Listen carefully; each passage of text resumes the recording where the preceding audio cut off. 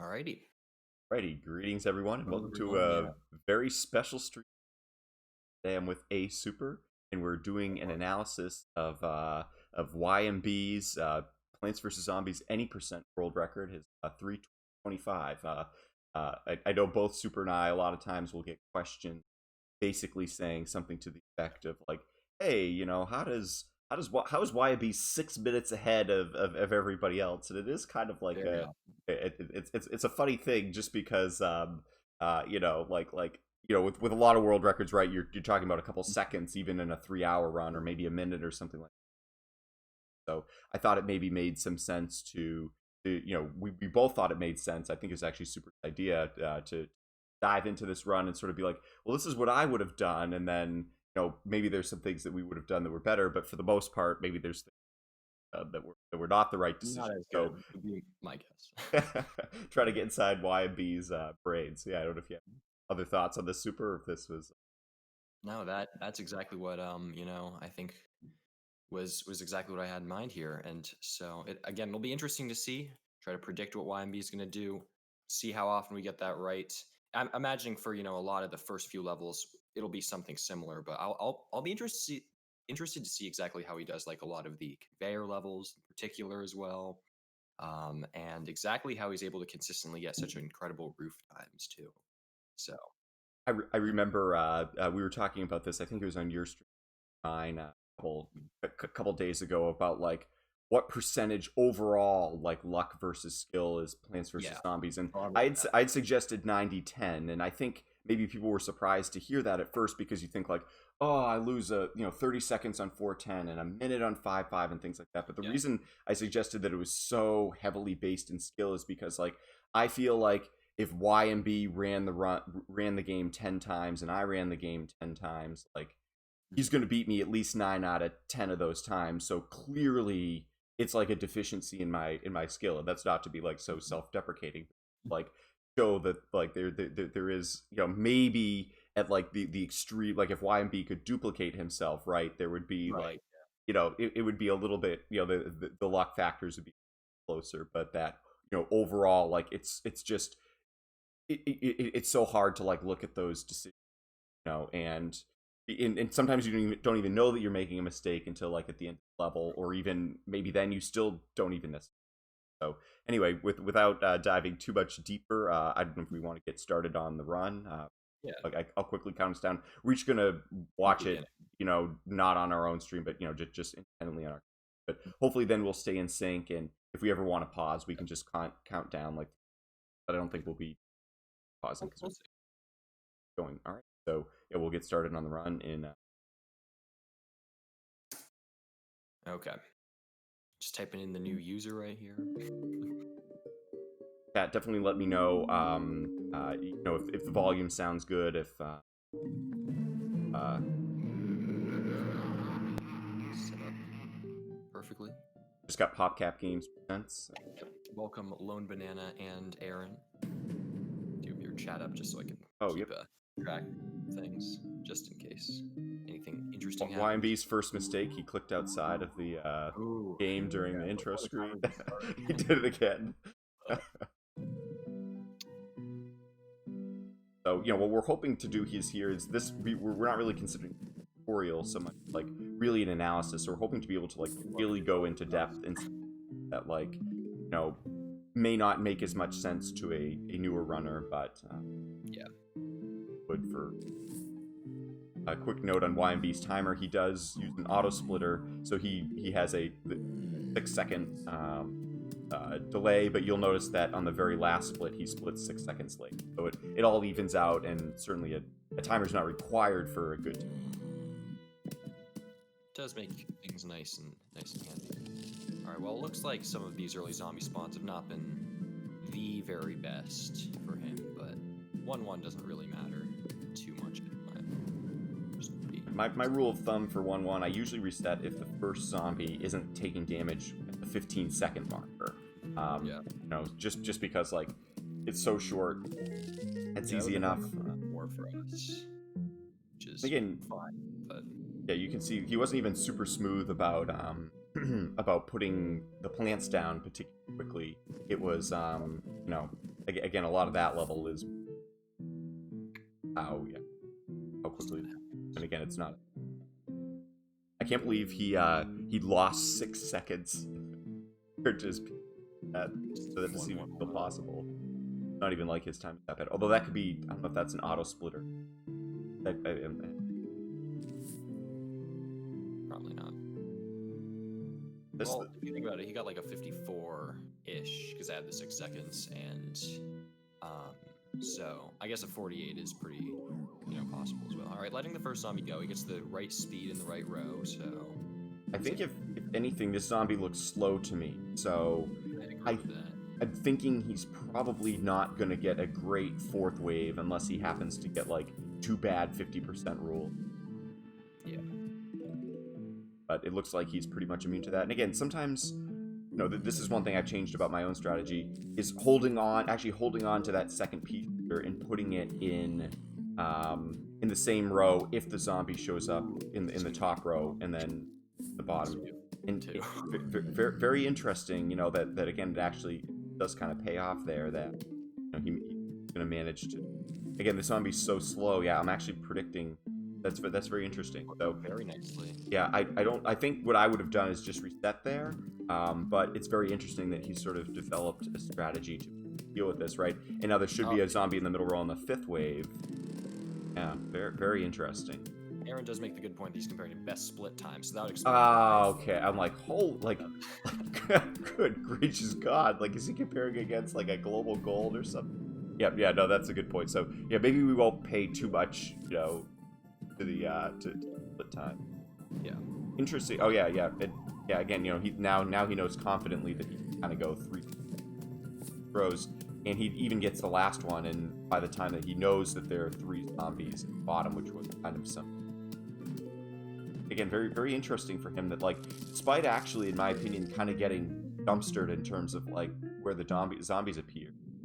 Getting a 223 out of that, like, it's not a good time, but I feel like it would have been a lot worse, and I just would have, I would have reset. No, not quite at 321. I think it's 318, our timing, I believe. Mm-hmm. Yeah, add 3 seconds. So that's, maybe not the very best start, but as YMB has proved, we don't need an incredible start to get an incredible time. Thanks, Sarah, for the bit. Keep that one. How you doing, Ruskell? We're glad you can join us today. This guy looks like a pretty nice speed to me. Yep. Pretty standard.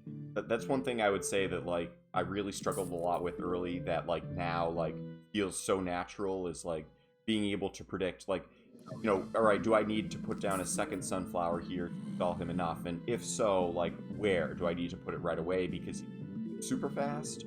Or can I get away with putting it at the end so maybe the sunflower can generate sun or something like that? But, like, with this one, too, this guy definitely looked low enough that I think the one sunflower is going to... And, like... a little bit slow. Yeah, yep. And sometimes what I found is, like, I've gotten really lucky before where I can use a cherry on the 4th wave, and then it just so happens that the cone head appears in, like, the middle row, in this case 5th wave, and it, That could happen. Yeah, and it really works out. Yeah, he could actually be exactly in that situation now. So again, I think he's taking that chance, but even so, not using the lawnmower till the 5th wave is actually good, because now he guaranteed no more zombies that are in that row until the final wave, and that's a significant. I often find that even if you use on the 4th wave, a lot of the time it still ends up that there are no zombies in that lawnmower row for some reason. So he does take that chance by putting that pea shooter down a little bit early here. It does not even pay off for him. These first few levels. Yeah, no, I would not say his RNG has been particularly special. Him getting the cone head, right? If he gotten the cone head in the top row, that would have been good, because then he could have put 4 pea shooters there and gotten it done a little bit. Interesting. Nonetheless, it's still not going to be a bad time. So, like, it's almost as if he's been able to, like, hey, A1, how you doing? Yeah. Oh, A1, yeah. A1 gets cone heads in that row for sure. Every time. Yep. But again, I would not complain about it. Pretty good. I think did sort of luck out with this, the 5th wave, I believe. No, was it the 6th wave? 6th wave. One with the 2 regular zombies, was relatively nice. That's sort of what I found. Like, you need one wave to like work out on that level. Like whether it's like the fourth wave with the with the lawnmower and the cone head, or the sixth wave not putting a cone head in the spot, or or the seventh wave, whatever. Like, you need one of the waves to be good. Like if you get maximum number of cone heads and they're all in the wrong rows, like I've gotten like a 250 on that level. Yeah. So he does go for the I don't know if staggered's the right word, but he does put the sunflowers in the different rows here, which I actually do sort of like the idea of on this level, because if you put them all in the same row, in the middle row on 1-4, and the zombie shows up in the middle row, that is more or less a death sentence for the level. Like, you can still probably get a 315 or so, but it is really rough. Mics are a bit low. Should probably buff that up a little bit. No, I can. Thank you, Boba. Yep, I bit maybe bump yours. I took it up a couple of ticks, so also naturally very loud, so I try to take my mics down a notch. Should be able to output volume. Is this better? Hopefully it is. Okay. Yeah, it does get some pretty nice spawns so far. A lot of regular zombies. First zombie in the bottom row is beneficial, I'd say, as well. This I'd say is slightly above average luck, but I still like the way he's playing with it. Should be able to use another walnut. Yeah. And yeah, doing a good job of kind of predicting. Yes, I'm gonna have enough sun by the time. Ooh, oh, okay. I find it interesting that he waited to use that walnut for so long. I don't know why that was. Yeah, maybe in part because he knows he's not gonna put a third walnut there. So like, when the next one comes out, it's gonna be gonna be bust. And again, we've talked about before. I think before I used to be nervous about putting the cherry. Using this cherry in the seventh wave, but there certainly are circumstances like this, and I actually think that's why he's putting it. It's a really good idea, putting the wow, yeah, all right, so really amazing. I find they put that extra pea shooter in the fourth row rather than the. I see why he did it actually now, because you want the top and the fourth row to have the most firepower, because you're not going to be able to get one of them with the cherry. But I feel like I instinctively would have put it in the conehead row instead. Yep, me too. Also, is the mic volume better? Just to check. Oh yeah. Hey, Golden Boy, welcome back. As well. Yep. Again, I think that's what I would say would be the first major difference in something that he did that I made a mistake on. I would have done the same thing. I think that Super did and be like, oh, Conehead, I gotta put the thing there. But like, he's already thinking about the final wave and the fact that he wants either that top row or the bottom row or both have the most amount of firepower. And you can see that there was a big payoff there. He ended up putting a little bit more on the top, but he only got one zombie there, so it was very easy final wave. So again, I think that's an example of something that it wouldn't necessarily have cost time, but like overall was a better decision. Yeah. Good bounce, and he did get a very, very strong 1-4 on the whole, which was very beneficial. Yo, welcome, Phosphate. Got a tremendous bounce there on that. So far, no Explodos, but there we go. My guess is that he was gonna get at least. Ooh, nothing in that row, which is. Ooh, yeah, I'm really interested how he's going to handle this. Yeah. Oh, interesting.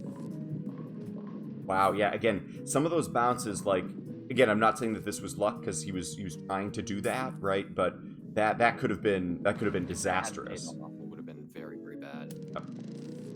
I also like the idea of using this fourth row mower early, and then hoping that you get value out of these rows a little bit later. Yeah, this is great. This is very, very strong level, which makes sense, of course. And he only got 2 Explodos the whole level. He was still able to pull this off. Like, sometimes I'll get like 4 and I can't get a time this good. Yep. So, okay. Well, he did get 1 extra, but that wouldn't have made a difference really. Final time. Yeah, I don't know why he threw that. Really there. Yep. Yeah, an amazing level. This would have been top 5 1-5s for me, and that was with just 2 Explodos. And again, like, yes, maybe he didn't get that many Explodos, but he got good bounces and made the right decisions. He sort of maybe took those calculated risks to like, okay, like I know, again, especially with that one really horrible row where there were the conehead and the regular zombie in the middle row, like he's all right, I need one bounce here, and knew that there's a good chance if he did, he was going to get a 50. So for 1/6 here, let's see. I will be interested to see if he puts the sunflower in the second row or the third row. Okay, he does put in the second. Because for a time there, I was putting it in the third row and putting 4 there, but I would find that the vultures would prove to be an issue a little bit if you do that. So, like, you can't really get the pea shooters out in time. Yep. I think Super, you may be 2 or 3 seconds ahead of me, because when you said, "Oh, he does put it in the second row," I'm like, "Does he?" And then and then like 2 seconds later, I will go back just. I'll pause like. It's obviously not a huge deal, but All right. I don't want spoil. I don't want Super spoil this whole thing for you. Goodness. Mike is cutting out the end of sentences. Me or Warmack. Sounds... I can hear you perfectly fine. Yeah, I can hear you perfectly fine as well. Yes. It's OBS doing something weird. Yeah, I actually agree with his decision here to use That was good, yeah. an extra pea shooter and hold on to the cherry. As we know, a lot of times the Vaulter appears in the same row where the first zombie was, but as we can see here, sometimes it doesn't. So it's really nice. Oh, only when he's not loud. Wow, yeah. So again, this again another example of where, again, I'm telling myself like I would have made all of these decisions, but like anything, it can be harder in the moment. Like that was really nice. Yep. He'll be able to, if you don't mind. Yep, right there. Hopefully, I'm not too far ahead now. Nope. Yeah, he just put down the potato mine on our street as well. And again, despite getting like absolutely littered with vultures here, you can see even by like that first potato mine that he set many waves ago, like that's going to help him get like a good 50% roll. This is very interesting scenario. Yeah. I'm not exactly sure what he's doing. What he's going to do? Is he going to cherry? Ooh. I wonder what's going to happen now. Yeah. My guess is everything will still be fine. Yep. With that cherry. And I like the potato mine in the top row as well, because like the bottom row doesn't need the potato mine, the second row doesn't really need the potato mine, so he's sort of like edging all of the rows. Yeah, I forgot when I've watched this run only once, but I barely remember it. And you can see like again, very strong level even with using the, like that was like probably top 3 1/6 times for me right there. Nah, it was a 3 minute, so probably like top 10. But but yeah, that was getting 4 vaulters. If he'd gotten the payoff from the 4? conehead, like a conehead in the 4th row instead of a vaulter in the 5th row, then that could have been like a probably 245 or something like that. Yeah, I actually think it was 4 vaulters not included final wave as well too. So being able to get a 3-minute time out of that is like simply incredible. So yeah, again, I like all the decisions that he made, and like I can sit here now and say like, oh, of course those were all the right decisions. Like, would have I done that, all of those things in the moment, and would have one different decision completely changed the outcome of the level, right? Like what I'm sort of realizing is like, a very important thing is like avoid the bad 50% rules. By the bad ones, I mean like where the timer expires. Like anything that I can do to avoid that is like almost always going to be worth it. And he did avoid all the bad 50% rules. Like even on that 9th wave, right? Like the alternative of not using the cherry would have been a bad 50% roll. He would have had to wait till the vaulter ran to the end, and that would have taken a substantial amount of time, and there was no way to like, to like, even if he jumped over, like even if he gave something for it to jump over, you're not going to get enough pea shooters down in time to take care of him. So I wonder if that was a misclick, putting the extra sunflower in that row. Yeah. I wonder why. Ooh, okay. Makes sense so far. And I like putting down that line there. So yeah, again, I was going to say, if he gets a conehead in the top or second row, he's going to be in a little bit of trouble, but he does. I am curious about this. Like, obviously putting down another pea shoot potential. I was wondering where he was going to use that walnut, because I feel like there's a chance one of those pea shooters... Okay, so he decides to sacrifice a sunflower, which I think... It does get the payoff there with that value, so it did make sense to do. Preemptive pea shooter in the top row. is. Yep. I think is reasonable because, you know, all the other rows are covered. They all have some. And I guess he, you know, I probably would have put the potato in the bottom row a little bit sooner than he did, Yeah, but I was thinking why. Maybe he was just trying to juggle, you know, just some temporary indecision happens yep. all the time. Well. Yep. And I love using a cherry on the ninth wave on these levels too. Like, I'm quiet. even though the oh no, super's quiet, huh? Maybe. Okay. Well, let's see if we can fix that. Should just be able to fix it on my end. And Now that you mention, yeah, you do sound a teeny bit quieter. No, I actually can't. I don't think I can change that. I think you will have to. Right. You can maybe get a little bit closer. I think you'll have to increase like the desktop audio. Yep. I think that's what I'm gonna do. So I'm gonna maybe bump up video. So yeah, that was a pretty significant increase to the desktop audio.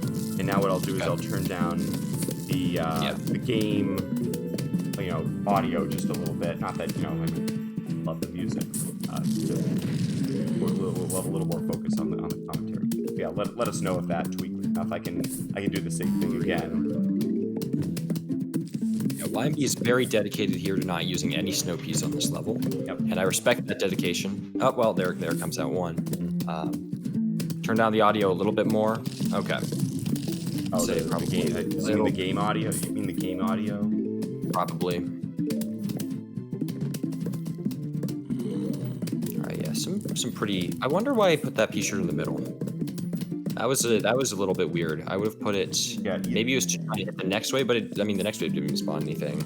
Yeah. Again, if I have like an extra one and I'm like, I don't really know what to do with this, I usually put it in the top or the bottom, just figuring like those are the rows that are least likely to beat the cherry on the final wave. So that's sort of where I want the extra firepower. Yeah, but you're right. It is interesting. He's very committed to like really not using those peas or the snow peas. Yeah, unless like this where he's like. He has the extra sun and he's like 100%. So a little bit more. Anyone else having trouble with the game audio? Because it feels quiet on my end, but I can certainly bump it a bit more.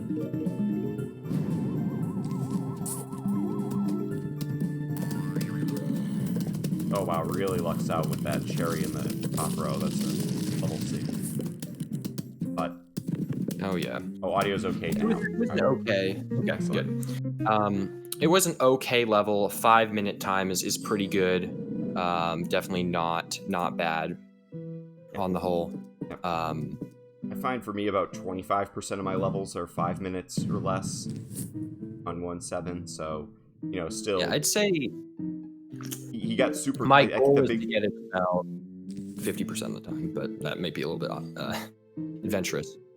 Yeah, the big time loss that I saw was one on the 19th wave where he got the conehead and the regular zombie in the second row, and that was one of the rows that had the least amount of firepower. So I think that was So way back in, I believe it was like the one conehead wave where he had to do the 2 pea shooters was unfortunate as well. But those were the only 2 things. Those probably made about 10-second difference combined, which makes sense. Yeah.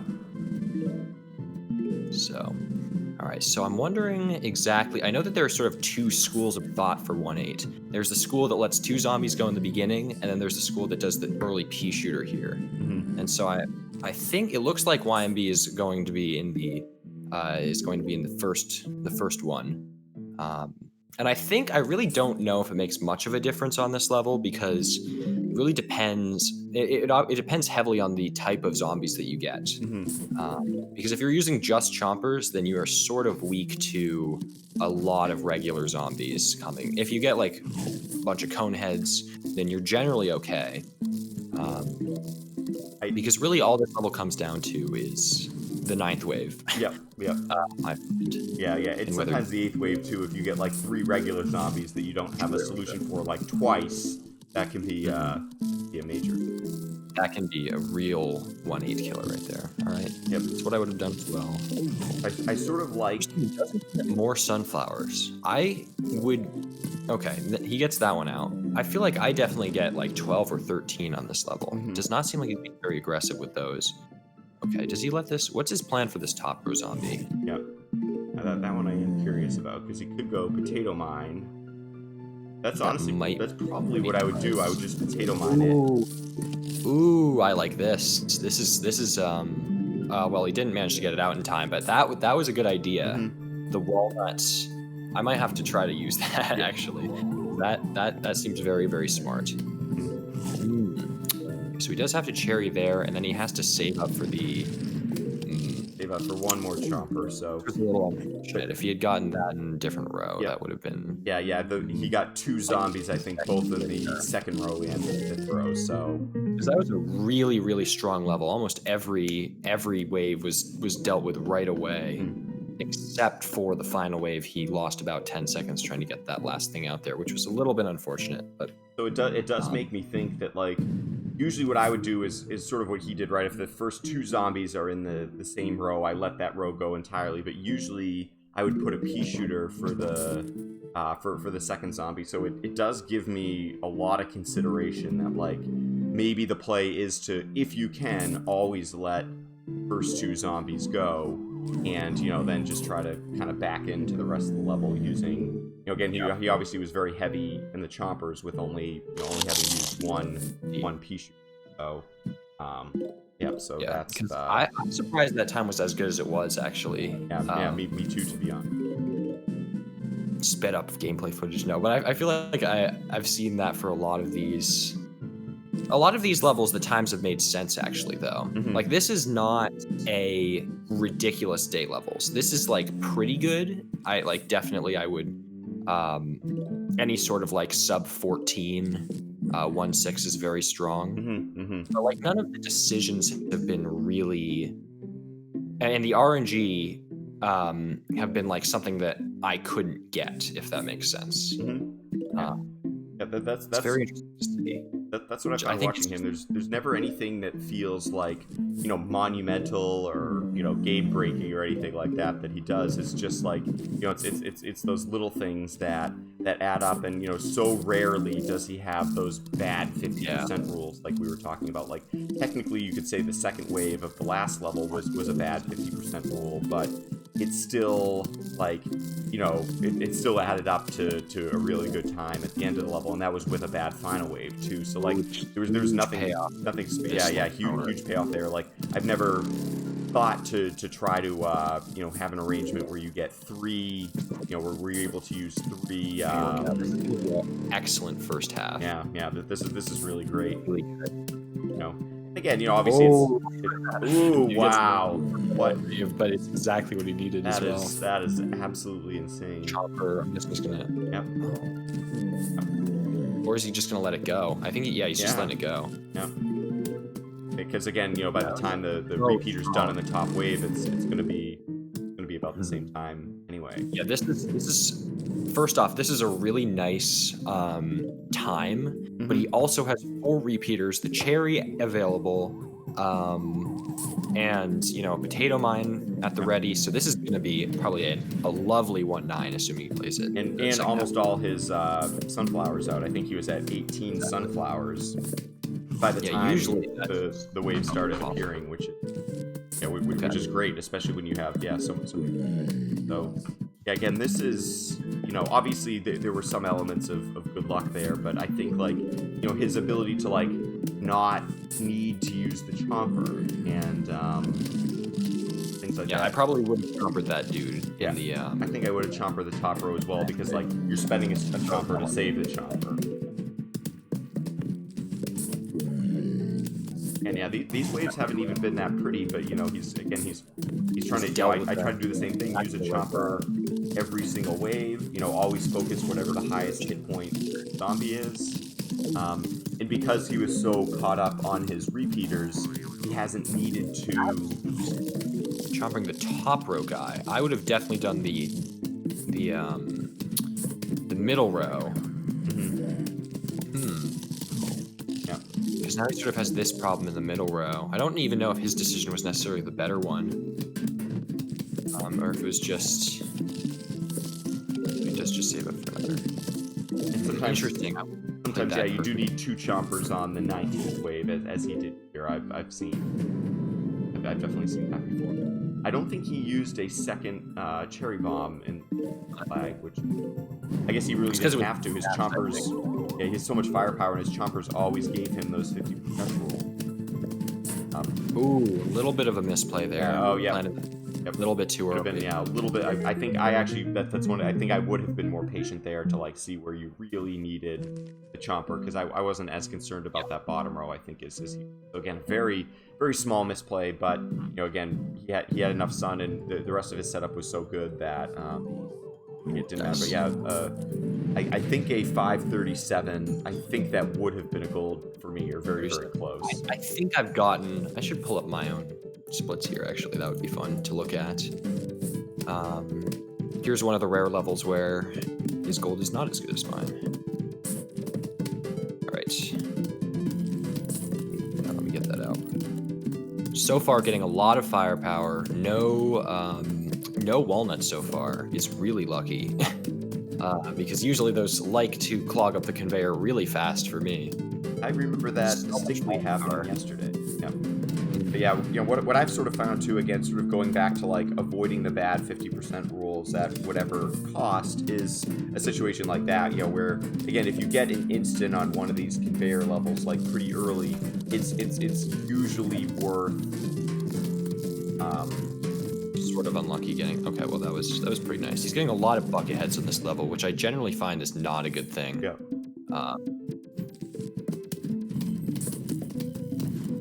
Also, he's placing the snow peas a little bit further forward than I usually do. Welcome, May. Good to have you here. Hey, May. It's yeah. Again, I like the idea. Like, I like the idea of them being a little farther forward, because obviously they do damage quicker, and in theory you can do 50% rules quicker. But the reason I usually don't is because sometimes you want the zombies to move forward, like to walk into a potato mine or something like that. But on this level, especially where you didn't get that many potato mines, it does kind of make sense. I'd say that the perfect time to get all your walnuts is between the break between the end of the 9th wave and the 10th wave, and of course, get them all right there. Yeah, especially if you have one cherry bomb that you know you're not gonna like be sitting forever with that huge. Ooh, yeah. I think he really wanted to use that cherry up there to save the potato mine, but there was just no way that was going to work out. Yeah, but yeah, again, luckily with that snow pea, again, a lot of times I find regular zombies almost never, you know, if they're slowed by a snow pea, they almost never will eat it by the time that it. Yeah, we've thought about that actually, Naku, but unfortunately not all the times have video. So I think when we get closer to that threshold, I would definitely love to see that put together. That'd be very nice to see. With a double, okay, well, yes, the cherry bomb is even going to use it though. Yeah, I'm guessing. Yeah, it doesn't look like it. You know, I think I would have, just because those double bucket head waves are really slow. Now, again, I understand. You know, yeah. Again, I feel like he got a decent 50% rule. Yeah. Ooh, not using the cherry there. I guess the arm, saving up for the 19th in the final wave. I've definitely seen. I definitely have more of an appreciation for that, I think, than I used to. Especially, I'm guessing he is probably going to get the last one here that he needs. It's in the Twitch black hole forever. Aw. Well, maybe it'll be beaten someday. So yeah, this is somehow going to be almost. No, this is this a sub 30 day? Is this a sub 30 day? I think it might be. And only one more cherry. A very good 110 to be sure. He got a lot of cherries, but it does not look like he's really going to get this one in time. Okay, gets it at the last second. Barely misses the sub 30 day. But still very strong. 1-4, 1-9, 1-5. And we're all very good. 110 was also pretty good. Again, I liked 1-8 given the layout of zombies that he was do. Yeah. Again, I think honestly the most impressive level for me, I want to say, was 1-5, just where with only 2 explodos, you know, he managed to completely dominate the level and get a tremendous time. So he does go for the early third puff shroom. I've started, after I saw him started to do that, I decided to incorporate it into my own. Although I usually don't go for it if I like make any misclicks, because I feel like you really got to get them out right away in order for it to be worth it. Interested to see exactly to what extent he uses lawnmower strats in the night levels. Yep. It's How many levels? they make me a little bit nervous on these levels where you have like lots of graves in the top and the bottom row, just because if you mistime it, then you're left like completely, without anything for the final wave. That's a lot riskier. Yep. The payoff can be huge, but the risk is definitely there. Yep. Yeah, because again, if you were to manage to use one or two of the lawnmowers, that one goes this early. Ooh, very interesting. I think I know why. Yep. To try to avoid getting a really slow newspaper in the top row. Maybe later on, which would be very slow. On wave 8 or 9. Nice cherry there. I wonder how exactly he's going to play this. So apparently, this does get the 50% roll most of the time. Yep. The newspapers only have something like 20 more hit points than a regular zombie, so it's almost the equivalent of not getting the blover and the balloon zombie RNG as well. Now, focusing your efforts on the... I know this level went exactly how we wanted it to. Why put that potato mine there? Yeah, Oh, I know what he's gonna do. Ooh, this is interesting. Yep. He's gonna try and probably push the two grave zombies together in the top row. So they both. Or wait. I'm surprised that he didn't try to do that, because I felt like that was what I was guessing he was trying to do, and I feel like that would have actually been better. This is still going to be a pretty good level, even still, though. He did get a lot of regular zombies, which is very, very helpful. Yep. Yeah. Again, I think the two the two good decisions there were one, to let that zombie go as early as he did to prevent bad spawns. Not doing some strats on 2-2. Very interesting. Yep. I'm a big fan of the sunflower strats here. I think. Yeah, again, this was April 27th. Had we come up with a strat by then? I think we had, but I don't know if it was... Like mainstream? No, I'm pretty sure we had. I don't know. Well, it was mainstream, but maybe he was one of the last holdouts. Him and A1's a huge holdout. It's just a major. If I may ask why, though, A1...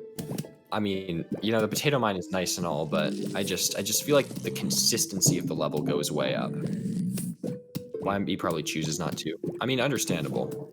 I actually feel like I would venture that the absolute speed of the level with potato mine, the upper limit as to what you can get, in terms of best possible time, would probably be faster with the potato mine, just because you could nail a bunch of cone heads in the first half.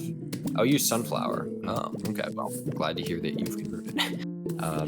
In the light.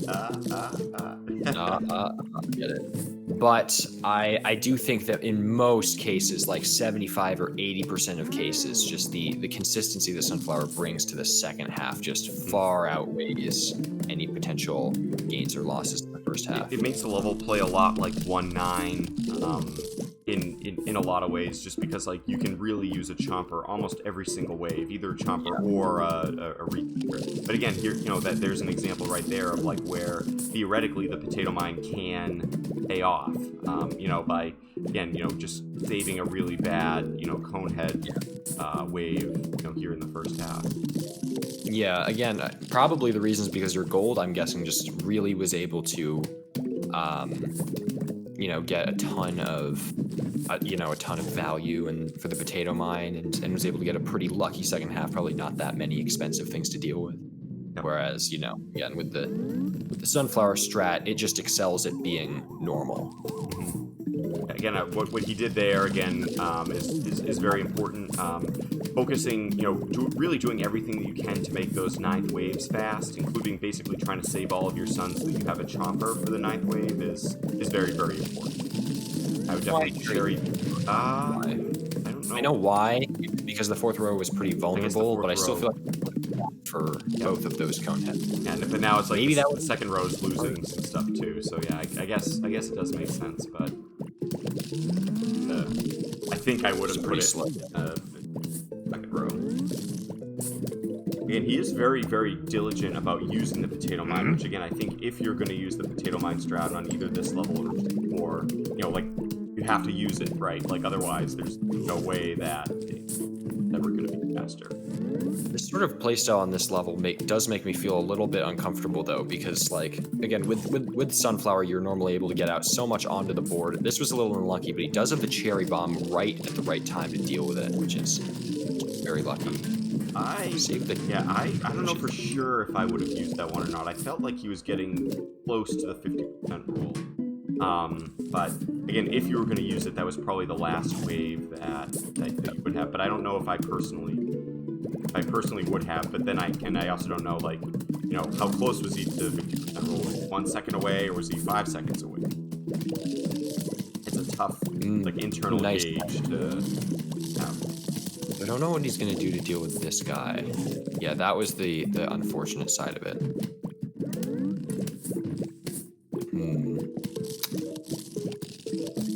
I think what I would have done with that potato mine actually is put it behind the Brave in the third row, because if you get a cone head there, I find that's a very, very difficult one to deal with, and I guess got a little lucky that he didn't. But that level shouldn't have been as good as it was, which is weird to say, but it felt like with the potato mine strat, he didn't really like I feel like there wasn't anything all that special about that level, and yet it was still better than most of the times that I get. Like a 440 is like usually, I'd say, what I want to get on that level. And I feel like the way that level went, didn't get exceptionally lucky. I felt like he didn't even make exceptionally good decisions on that level in particular. So it was very strange to see the final time. I guess the final wave, it was okay as well. Does things he tells you not to do. That's funny. Oh, that is funny. But do as I say, not as I do, you know, the true masterful teacher. He's the parent, you know. Maybe he doesn't trust us with these higher level strats right here. They're secretly faster, but he thinks we'll misuse them. You might be right. I actually feel like what I would have done here is I'm really interested to see why he didn't put one earlier in column 8. Yep. Like, I usually, like, if I see a grave in column 7 and there's free space in column 8, boom, that's the first mushroom I plant. That's usually my thought too. Like, I ask myself, like, what row is the most dangerous, right? Like, of the rows that you can deal with, right? If you get a 4 stack, of course that row is dangerous, but you can't do anything about it, you know? So that's usually my thought. So that way, like, the next stuff that he could have planted could have been then in the 6th column there. He would have been able to deal with it. But this will be kind of a fast wave, which is nice, but yeah, of course now he's to do this. Yeah, I liked his potato mine placement there. I think there was a good probability that the screen door was going to appear there, but he just obviously didn't get it. I think column 5 was just for like ultimate safety reasons, because there was no real reason. Although I still probably would have done it in column 4, to be honest. I don't think that would have made a huge difference, though. Or column 6, yeah. I think I would have done column 6.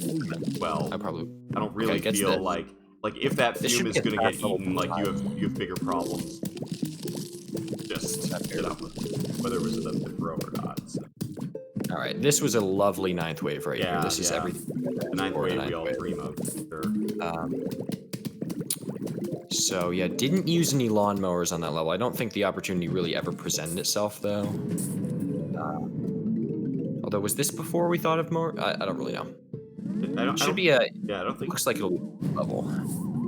Yeah, I think, again, he used the mowers on 2-1, so I think we at least sort of conceptually, we got the double cone head in those far left graves. Oh, that's a little unfortunate.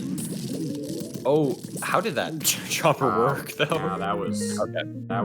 This little time made sense. That 254 for that, 255 did make sense for that level of RNG and gameplay, I'd say. I think that was pretty... And he didn't get any, like, super value potatoes. He didn't get... Yeah, not using sunflower. Oh, and the 3 stack as well. Probably not too happy about that one. It He might amazes try to me let it if the 435 that he got was without the sunflower. That does amaze me. That's the global gold. I think I want to go back and watch. Thank you for the follow there, by the way. I missed the name Flo, something like that. Welcome. Are you talking about on this level? Yeah. His. I actually hold that global gold now and is with sunflower. Well, So there you go. yeah, Point proven. because this is relatively well, not as older, but I'm thinking he's going to let the zombie go. That's my guess, given how he did something similar on, was it 2-1? Yeah. This chopper moat. Let's see if he does it. Yep, that's one thing I Yeah, think I have to incorporate. Yep, here we go. Yep, yeah, one thing I have to incorporate into my strats a little bit more too is like, you know, if you get that Warmech 5 stack or the A1 or the Warmech 4 stack or the A1 5 stack, like once, you know, like if you're gonna get a bad wave with it, just deal with it once, right? Like don't subject yourself to it over and over again, especially on 2-4 where like you really don't have, we don't even have the scaredy, right? You really have no solution. Like, that did look like it paid off, although I bet he would have wished that would have been one wave later. Yep. It was. But although he does get to build up a little bit, which is not necessarily bad. Like this is still fast, much faster than if he had just let the conehead walk and then put like a fume shroom or something. Yeah, either a fume or some puffs or something like that. Yeah, there's no way he would have done enough damage to that early. But yeah, he does get this potato mine out and really kind of speeds along that top row.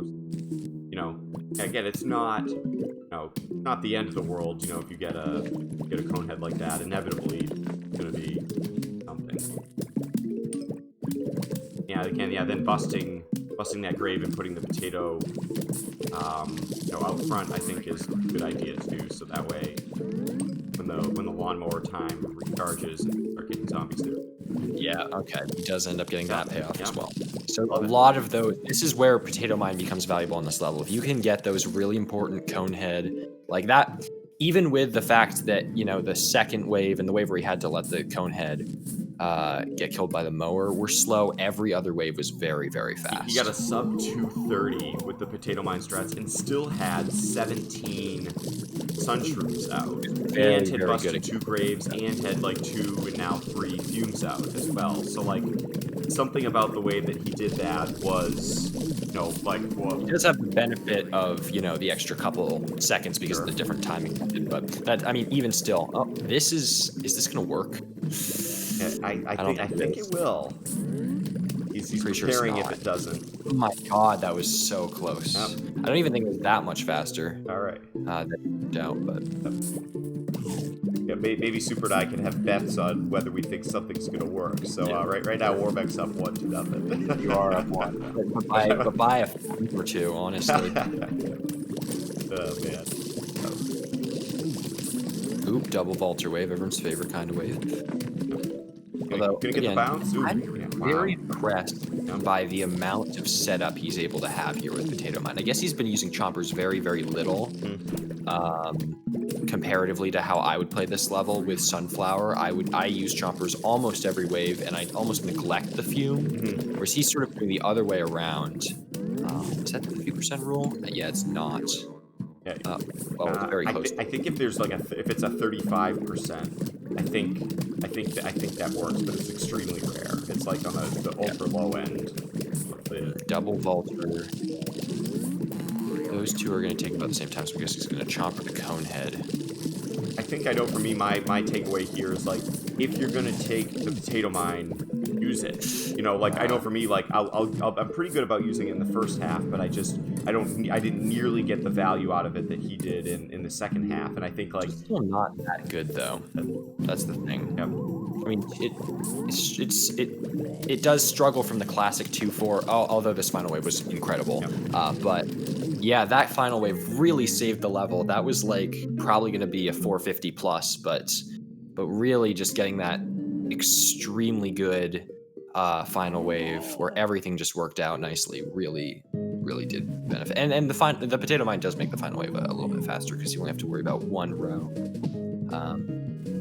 All right. Welcome, by the way, Don't Bunny Chow. We're glad we can have you. Yeah, maybe we can get caught up with everyone in chat. Yeah, if anyone in chat has questions on anything we've talked about so far, or something interesting that maybe you noticed or you learned or something like that, obviously this level's a good one to kind of get caught up with everyone. good breather. Especially since we don't have to be doing the clicking like we normally do. Yep. It's like watching a football match. Yeah, a little bit of who's the play-by-play, who's the color commentator, though. I feel like we've kind of taken both roles. Yep. Green for every split, regardless of being ahead or behind, scares you. It's something must be partially about the mentality, because I'm willing to bet that YMB has one of the best mentalities of any speedrunner out there. Yep. But yeah, I mean, it does kind of scare me. I agreed. Yep. And he is on his best ever run right now. He's 3 seconds ahead of his best ever run because he is competing against best split times. And his prior best split also had an amazing day levels and a good start tonight as well too. So. Best split time. I think it's a 46 flat. For 2-4. No, it's a 45.57. So he is about, I want to say, a little bit over 30 seconds ahead of my best ever time right now. Probably more like 40. Which does make sense. There were no bad levels here. That is the big thing. Maybe not every single level was a global gold, but there were not a single level here has had a major problem in it. Nope. Getting runs where not a single level has a huge issue in it is really, really hard. Like, I'd say 90% of my runs up until this point have had one level that went really badly, and he's had absolutely none. Yep.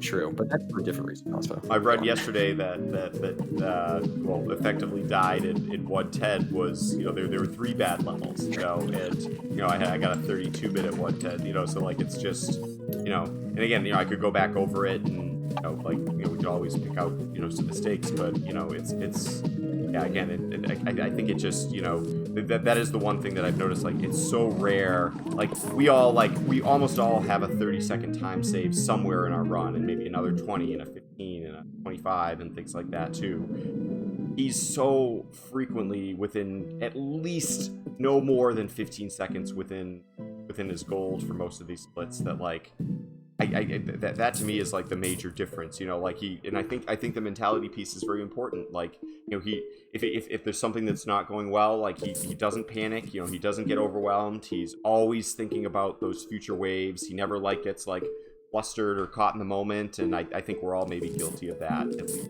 I still find this lack of 8th column puffshroom really odd. Like, I would not have expected that to be something. Maybe in his current runs he does that, but maybe it's to help build up some more sun. I don't really, because you do have to, when you do put a puffshroom in the 8th column, you do have to kind of back it up with a puffshroom in the 6th column as well. So maybe that, putting so many puffshrooms in the same row so early sort of leaves you underprepared for the later waves. I find that really interesting. I don't know if it's actually better or not, but I kind of want to test that out now. Yeah. I feel like these levels are so hard to figure out the puff situation, just because it totally changes based on what rows of what grave placements you get. It totally changes based on whether you get early cone heads and whatever else. I mean, I think for a newer runner, the important thing is make sure your puffshroom is never off cooldown. Always be planting it. Trying to think about like he does right here. I think this will work. Wow, jeez. Yeah, that was very close. Oh my god, this is gonna be such a good level. Yep. This is gonna be ridiculous. Incredible. Yep. I might have let that bottom wave go, to tell you the truth. I mean, it's tough to take up 3 puffshrooms. He hasn't got one cone head yet, so he'll probably get one on the 9th wave and be able to hypno it right away. Yep. I feel. Doesn't even get one. No cone heads. Utterly ridiculous. Okay, this is the first time that I've seen him do a level where the RNG was just absolutely insane. Yep. Does he get one more Gravebuster out? Does not look like he will. I wonder why I put that potato mine there. I'm not sure exactly why. I think. Okay, well he was did probably get thinking. Yeah, he wasn't gonna put the cherry in the 8th column 2nd row, so he wanted something to deal with top row. Obviously, it is gonna work out here because he's gonna have a great cherry spot right in the middle. That is so much better than my gold. That was so ridiculously good. Okay. Almost global. Does he have the global gold for that level? I can't He remember, but must. He must have it. Unless it might be like A1. Oh, good old 4 stack right here. So we're gonna probably see him letting zombie go there. Yeah, that's true. A1, and it's helpful. I do find that we kind of neglect the build up and the night levels a lot because we're like, oh, we have this free. Oh yeah, A1 does oh, there we somehow. go. Pro. But yeah, like I feel like we sort of neglect the build up in the night levels a lot of the time because we're like, oh, we have this free plant that we can just spam as much as we want, so we can just kind of go as fast as possible and it won't matter. But like getting overwhelmed in especially the later parts of the um one flag night levels is pretty common. So maybe it would be beneficial. So I bet he's happy to see this regular zombie here on the second wave here, because that means that he'll be able to just let it go right away, and probably will be able to hit the Yeah, comeback. especially where like really the most dangerous part of a 4 or 5 stack is getting a cone head in one of those Yes. rows on waves 4, 5, or 6. Like the rest of the stuff can kind of be dealt with, and then obviously by the time you're much later, you're busting graves, you have 2 scaredies out, and it's not like that big a deal. But the real danger of the 4 stack isn't necessarily these early waves so much as it is the. He doesn't even try to get the value here, which I think the main reason is because he just doesn't want cone heads there. Yep. I feel like maybe I would have tried to stall it out a little bit longer, but I don't know. Yep, exactly. It wasn't worth that sun investment. So we do not run Survival Endless so much, but YMB does. You can definitely check out his channel, his YouTube page, and you can find some really great Survival Endless rats there as well. He's a master at almost every category of the game, including Survival Endless. It's pretty standard start, I'd say. Nothing too special about it. I actually like his busting of the grave there. If he'd gotten a cone head in that row, he definitely would have wanted to be able to hypno it.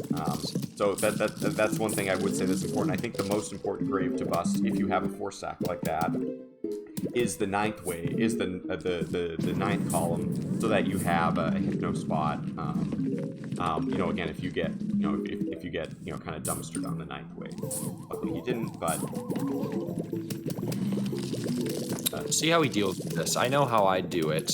Wow, he was able to deal with that final wave, that huge wave so fast. Yeah, that's what I would have done. I generally, if I see a huge wave with a screen door, I just fume it and just let everything deal with it. You're going to get the 50% roll without it, and particularly in that row where there were 3 other zombies, or 2 other zombies, 3 total.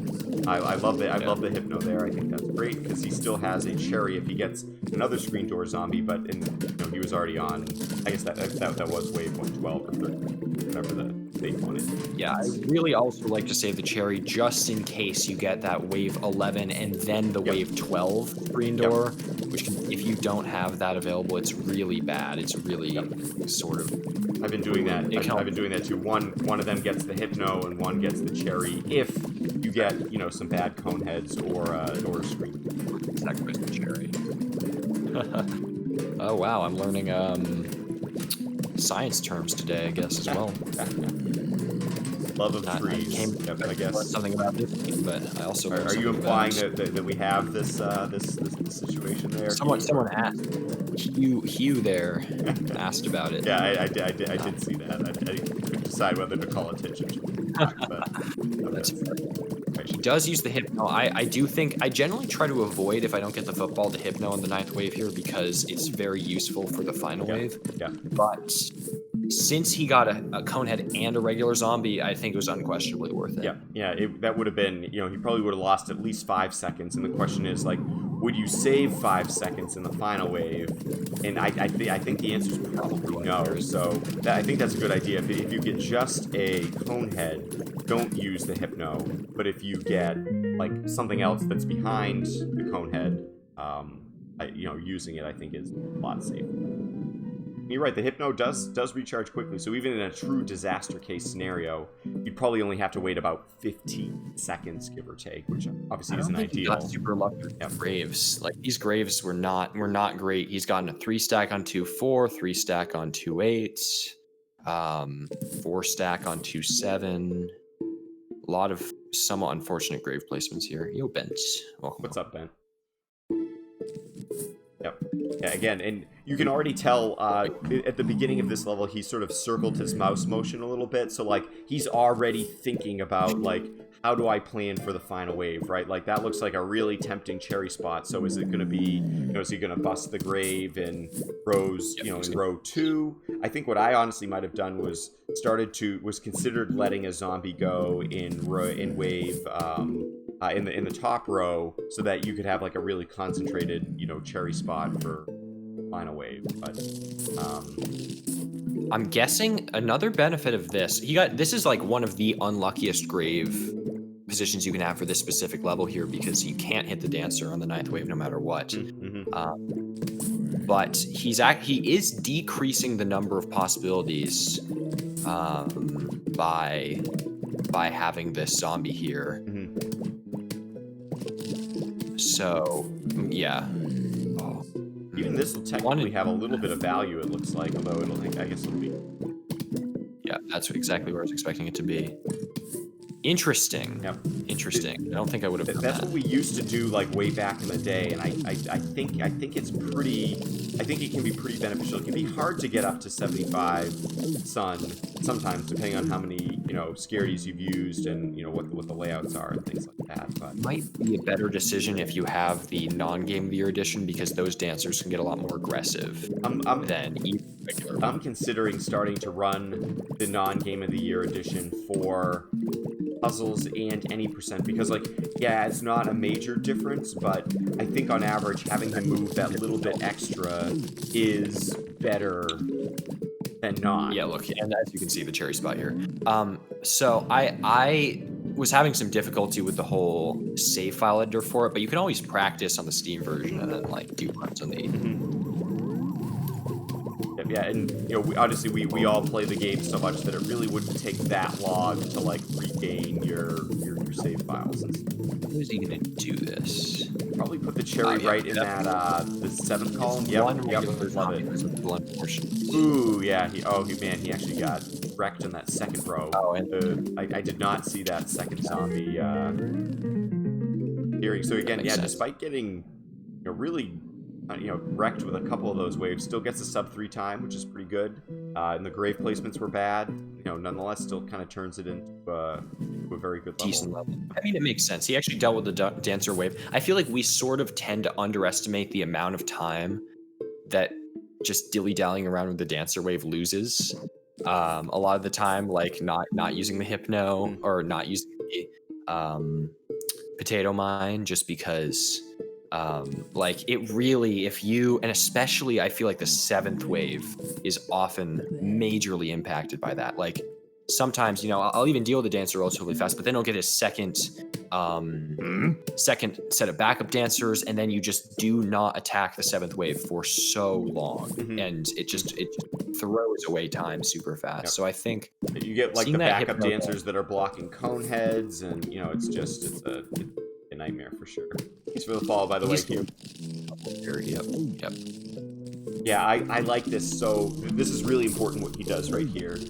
Most of the time, unless the zombie is ridiculously fast, if you have a puff shroom already waiting for the zombie and in the 9th column, and then if you plant another one on top of it right away, most of the time you'll get the 50% rule, and you won't need to wait for him to trudge his way all the way along to the 5th row where you have things there. So that's actually a very important thing that he did that I believe I would have done as well, but it's a pretty nice time save. Wow, that guy was just super slow, and he had a horrible starting exposition as well too. But I was like, where are the zombies? He definitely got the 50% rule. Where is the? I think it was a combo of bad 50% rule, bad exposition, bad speed, and so it just takes forever for the next one to pop in. And again, still no bad levels. We've had a fair number of average levels. a few really good ones, but like just no, like I wonder what the furthest away he's been from his gold on any single level has been here. I Like, I mean, wonder maybe what 110 just because, you know, it's 110, but yeah, maybe even just like, pushing that back to regular levels. Like what regular level? My guess would be something like maybe 2-4. I don't know. Like that. Like thinking back, like that wasn't even bad. yeah. It was just maybe not incredible. Maybe 2-2. Yeah, but still. Oh yeah, I got a 440 there, which is a I hope he pretty hit good those this. time. Yep. Okay, that is one decision I would have made. That would have been a really bad 50% roll. He would have had to wait for that fourth row basically to be 100% defeated because he wasn't going to be able to do any damage to that cone head that was in the top row. So I really like his use of the cone head there, and that's why again I try to emphasize a lot like busting the 6th column and the 9th columns are the most important graves to I wonder bust why on. he's in bothering busting the 9th columns though. Yeah, he hasn't been That's doing why. that as much, which is surprising. I guess. I think he's Maybe he been prioritizes 6th and then 9th, which I think can be okay. that makes sense. Um, He's really not making too much of an effort to bust graves in this level, which makes sense because it doesn't really. It's a sun investment that really doesn't have that much of a payoff compared to the other levels because you can just doom the final wave. It is a little bit risky with money though. That's the one problem. So I feel like taking that time loss on, this level to get that extra, something probably on average like 100 or 200. Maybe it's not that beneficial though. yeah, you have to consider like, if you slow down a couple of waves by a couple of seconds, and you don't even make back like the 50 that a lawnmower would have cost, right? There's, Yeah. you're kind of in a tough situation. But I do think that, my lesson learned here is I do think you can bust the graves a little bit later. Like, he should be able to probably bust maybe all but one of the graves, give or take. Because he was actually able to focus on that. Although he did not succeed in busting that one, which is a little unfortunate, but it's a fine level. It's that was like a second away from my gold, but it feels like I've never really gotten an ideal 2-9 either. So yeah, it was fine. All right, 210. This level and me have not gotten along lately. I'm guessing that it will get along at least reasonably well with YMB though. And obviously I like this, and placing the fume back further is as important as getting another security in that row. Again, this is another example where the start, I think, is a lot like 110 in the sense of like, it's okay to use instants early in this level, if you think something's gonna go bad. So like, I think he's thinking about it here.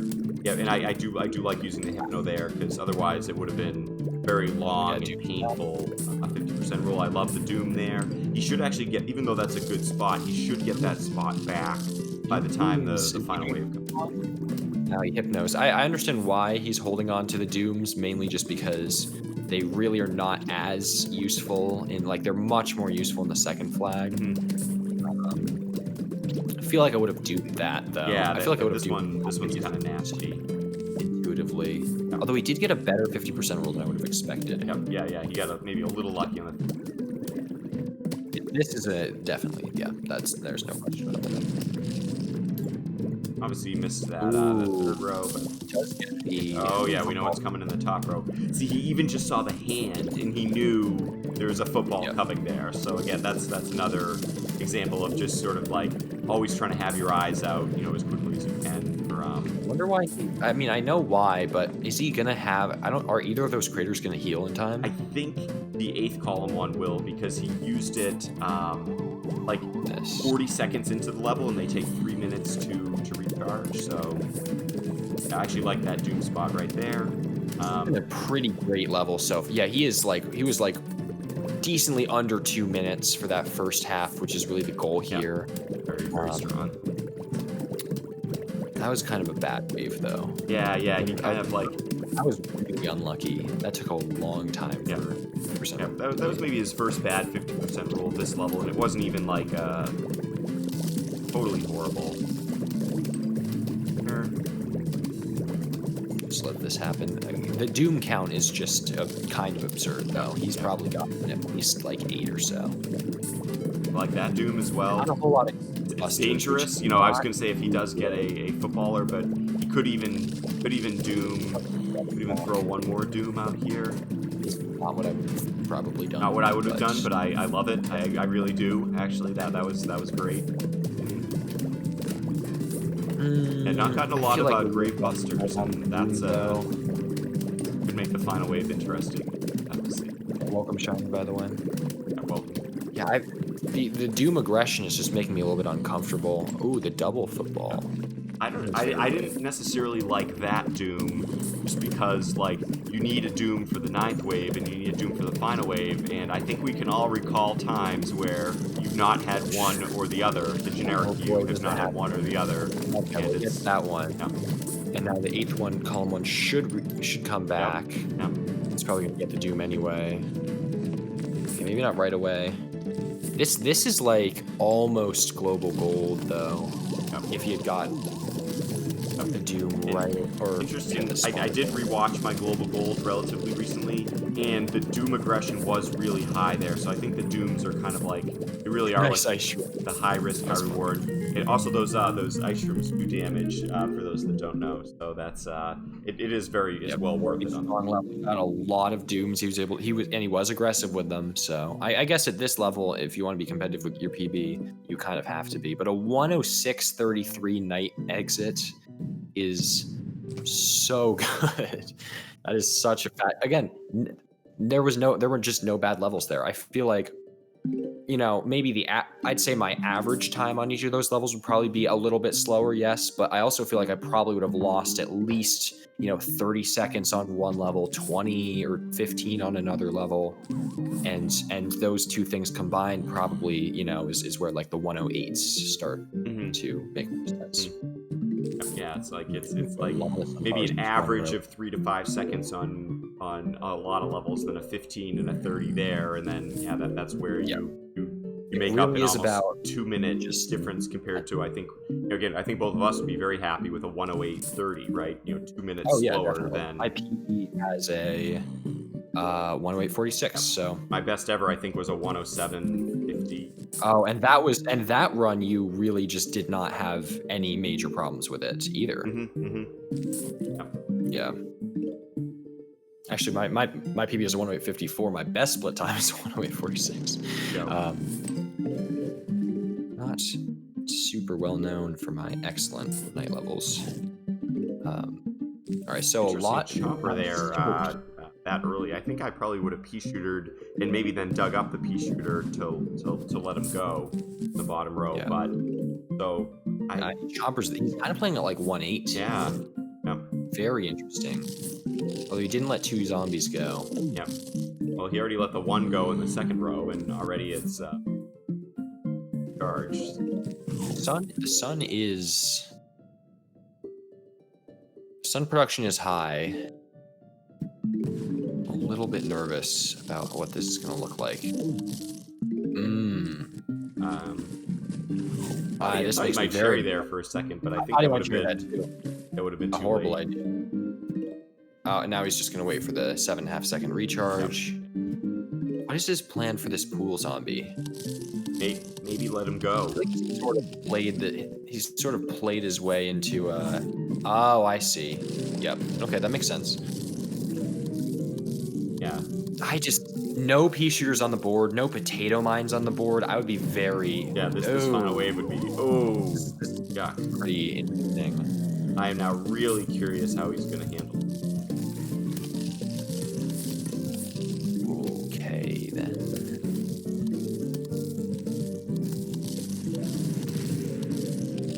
He does not lose that pea shooter. If he had lost that pea shooter, that might have been dead run. Oh, he kind of tries to combine these two.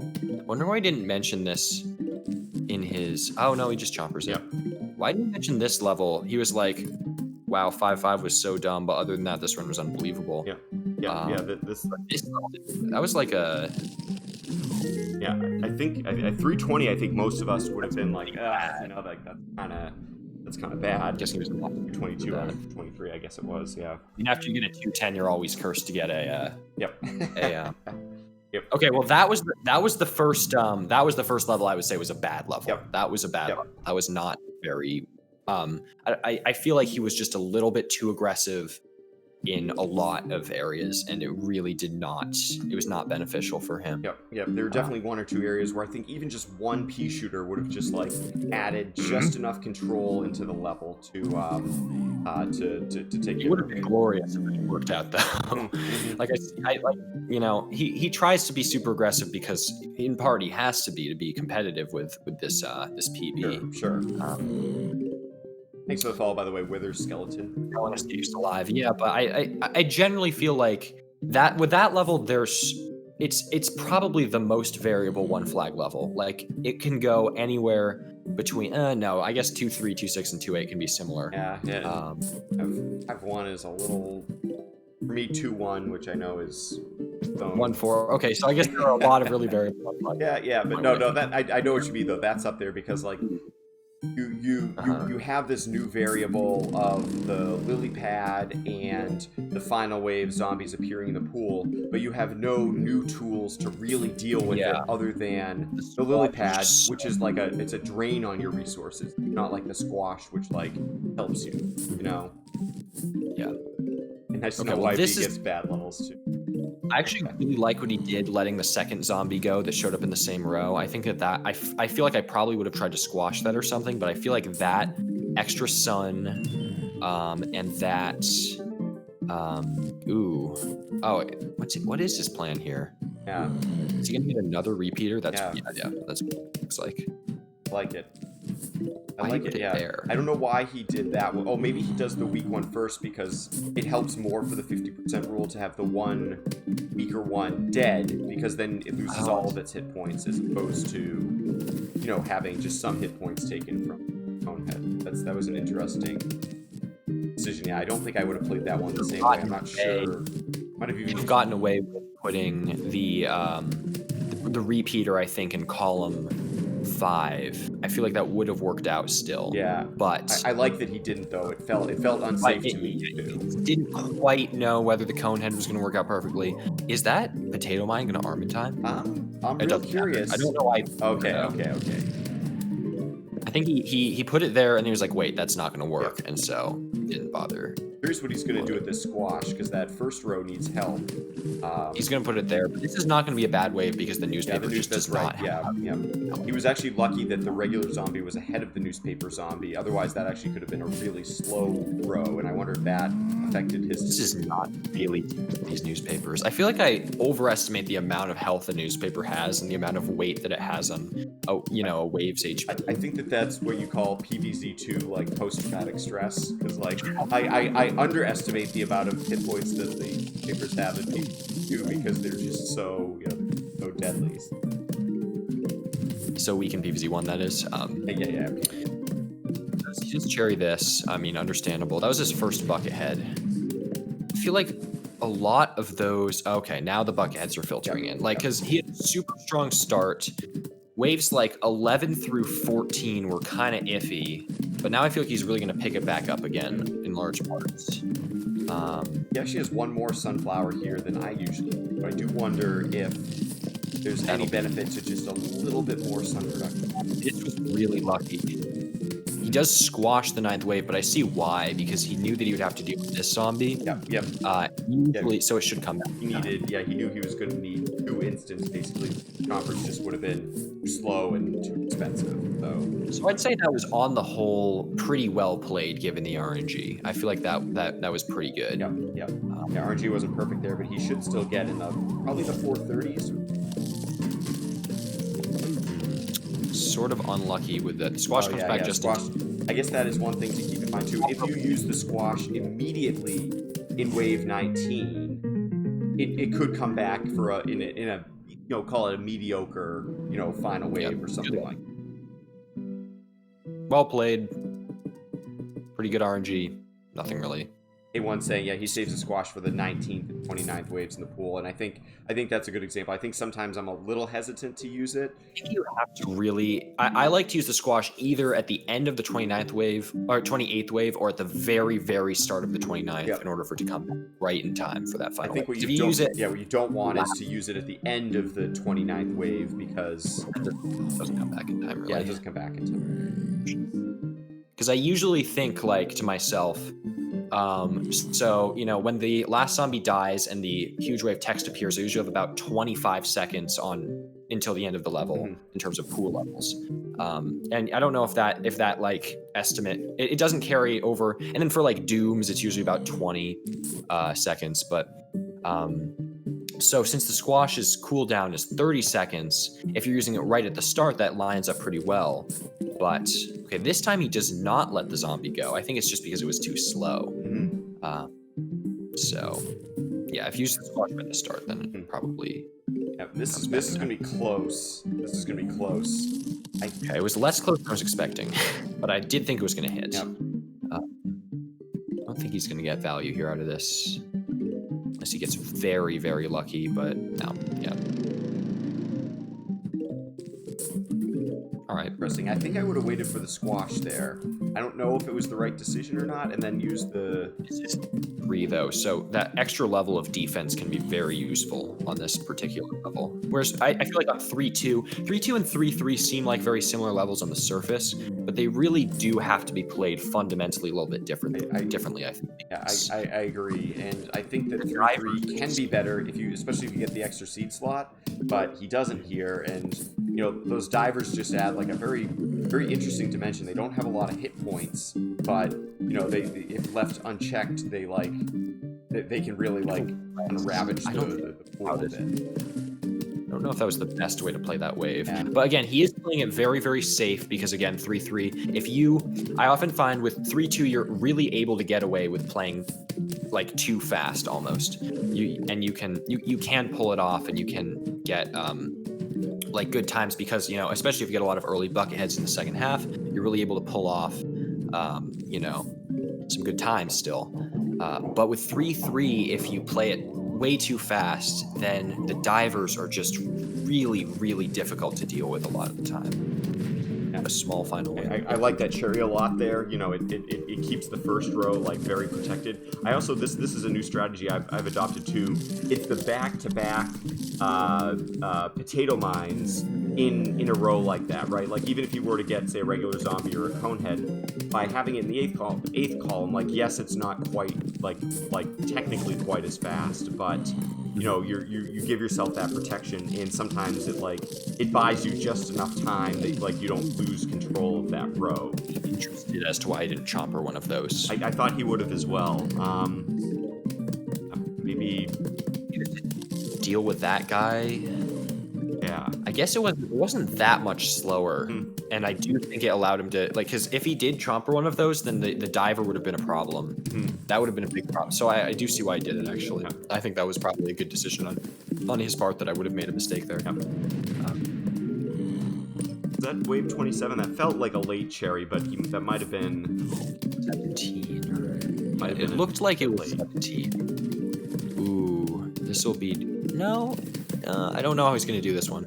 Yeah, that bottom row. Yeah, I actually like the extra repeater there. The bottom row is just getting out of control. This is still going to be pretty slow though because of this guy. Yeah, that was a really unlucky 19th wave. Yep.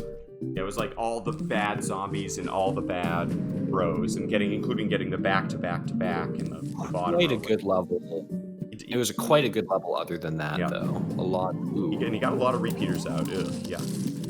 Gross.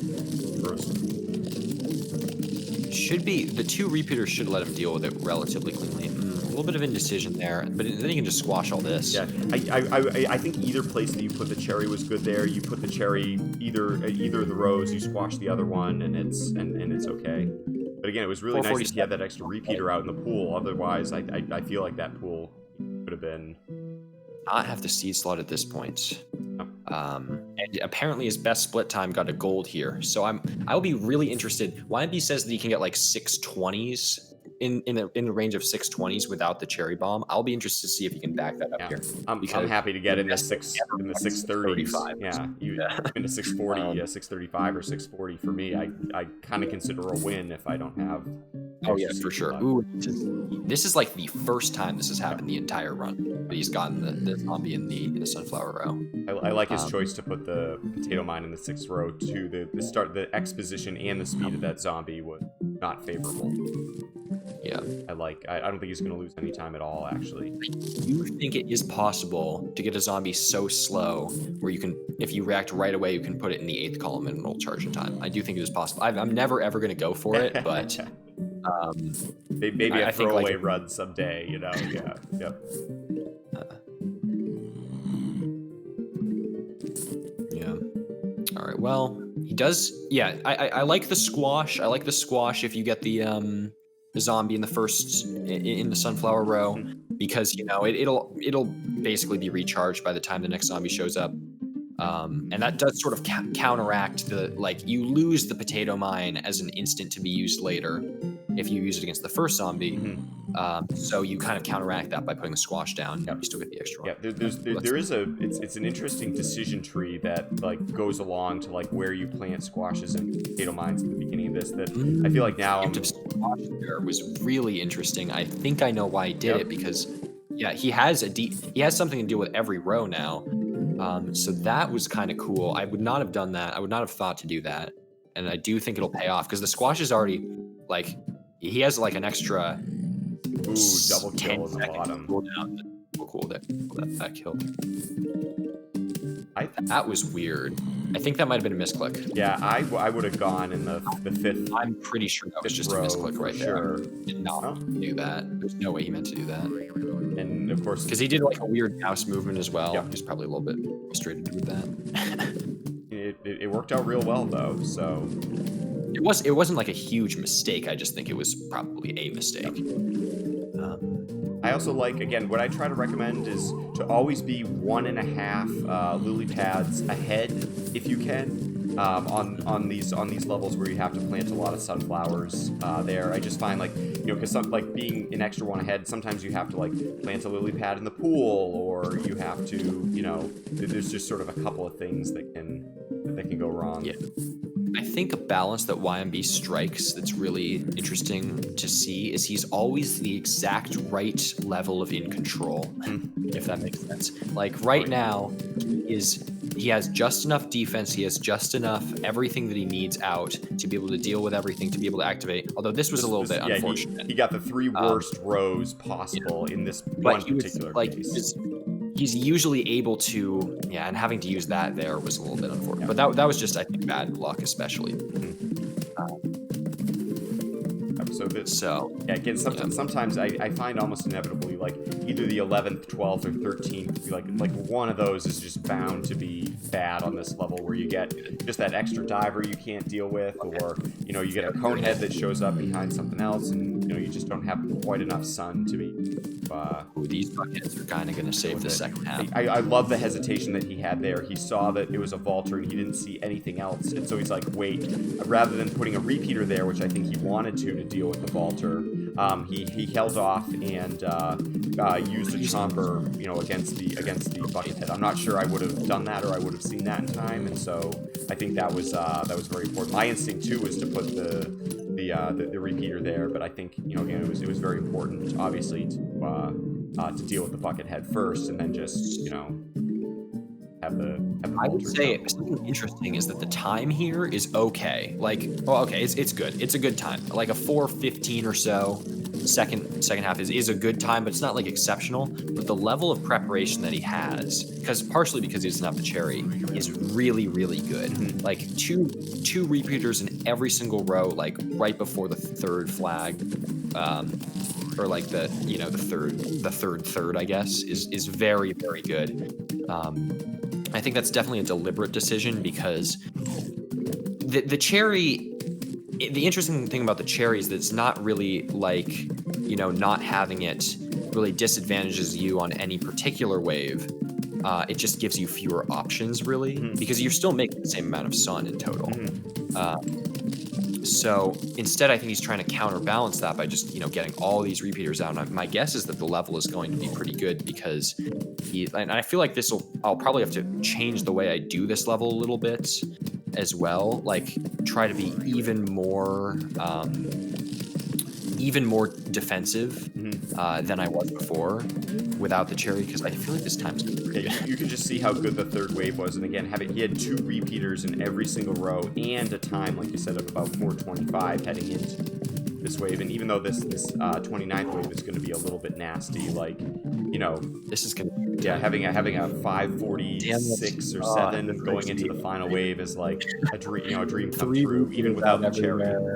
And that's why, like, even if you miss the cherry, like, I've always felt like, wow, like, I feel like my time should be like 10% worse or something like that, right? But like you said, you are spending 150 sun on the cherry, and so again, that's obviously not it's not trivial, but there is always an opportunity cost, like you said, of being a little bit more prepared.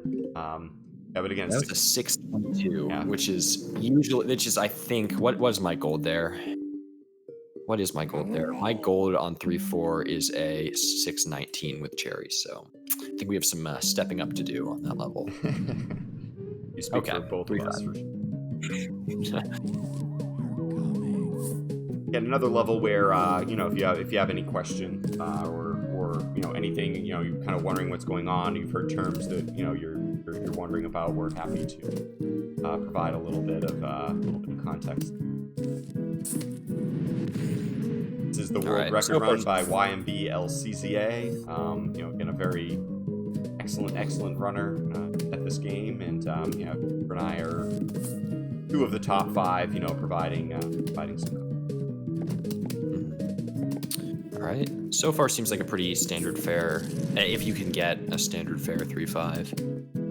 Using the cherries exactly where I think I would. Yep. Getting the pea shooters, I feel like I might be a little bit too aggressive with cherries on this level on the whole. Yeah, but it's an interesting kind of situational thing. It's hard. It's easier to be aggressive with the cherries when you feel like you have a couple of pea shooters to back him up, like I think he did here. Like he wasn't worried. Like he wanted to save all of his lawnmowers because he knew he was having money problems. But he still managed to stay. And like I said, stay in control, right? Like still have the 2 cherries that he needed for the 9th wave. Ooh, I like that play a lot. I like that he waited until the 11th wave to use that cherry. Yep. Well, I'm wondering why he put out the 2 walnuts just like right away. I feel like there was no real reason to do that. I think what he was trying to do was actually get value for the cherries on the 11th wave by setting them up like on the 7th or 8th wave, like he did. Like he didn't want, like he was worried. He's like, okay, if I don't get the pea shooters there in time, I'm going to be in trouble. I hate that I know that he had to do it. Maybe he was actually to get more walnuts. Yeah, I think he was expecting to get at least 1 more walnut or another pea shooter, and he didn't. It was all lily pads and cherries. So yeah, this is what it is, I guess. But now he can't be as aggressive here because he had to use it. I think one important thing too is, like, if you're going to use a cherry, like, use it. The worst thing that you can do is wait 3 seconds and then use the cherry, because at that point the 50% rule is already going to be basically going to be gone. I like that little move right there. The cherries he needs. My guess is no. Actually, I feel like he'll lose a little bit of time. Yeah. I don't think he was super happy with how this went, and I mean, I wouldn't be either. He kind of got a little bit unlucky. Yeah. The way that 3-5, the way that RNG works in 3-5 can be a real killer. It can be sometimes less obvious exactly how time is saved and lost, but basically all the time is saved and lost in the final wave and the 9th waves. And in this case, he actually didn't lose any time in either 9th wave, 9 or 19, but he did lose a lot of time in the 29 or 20th. You're doing Sky High, so he does get welcome.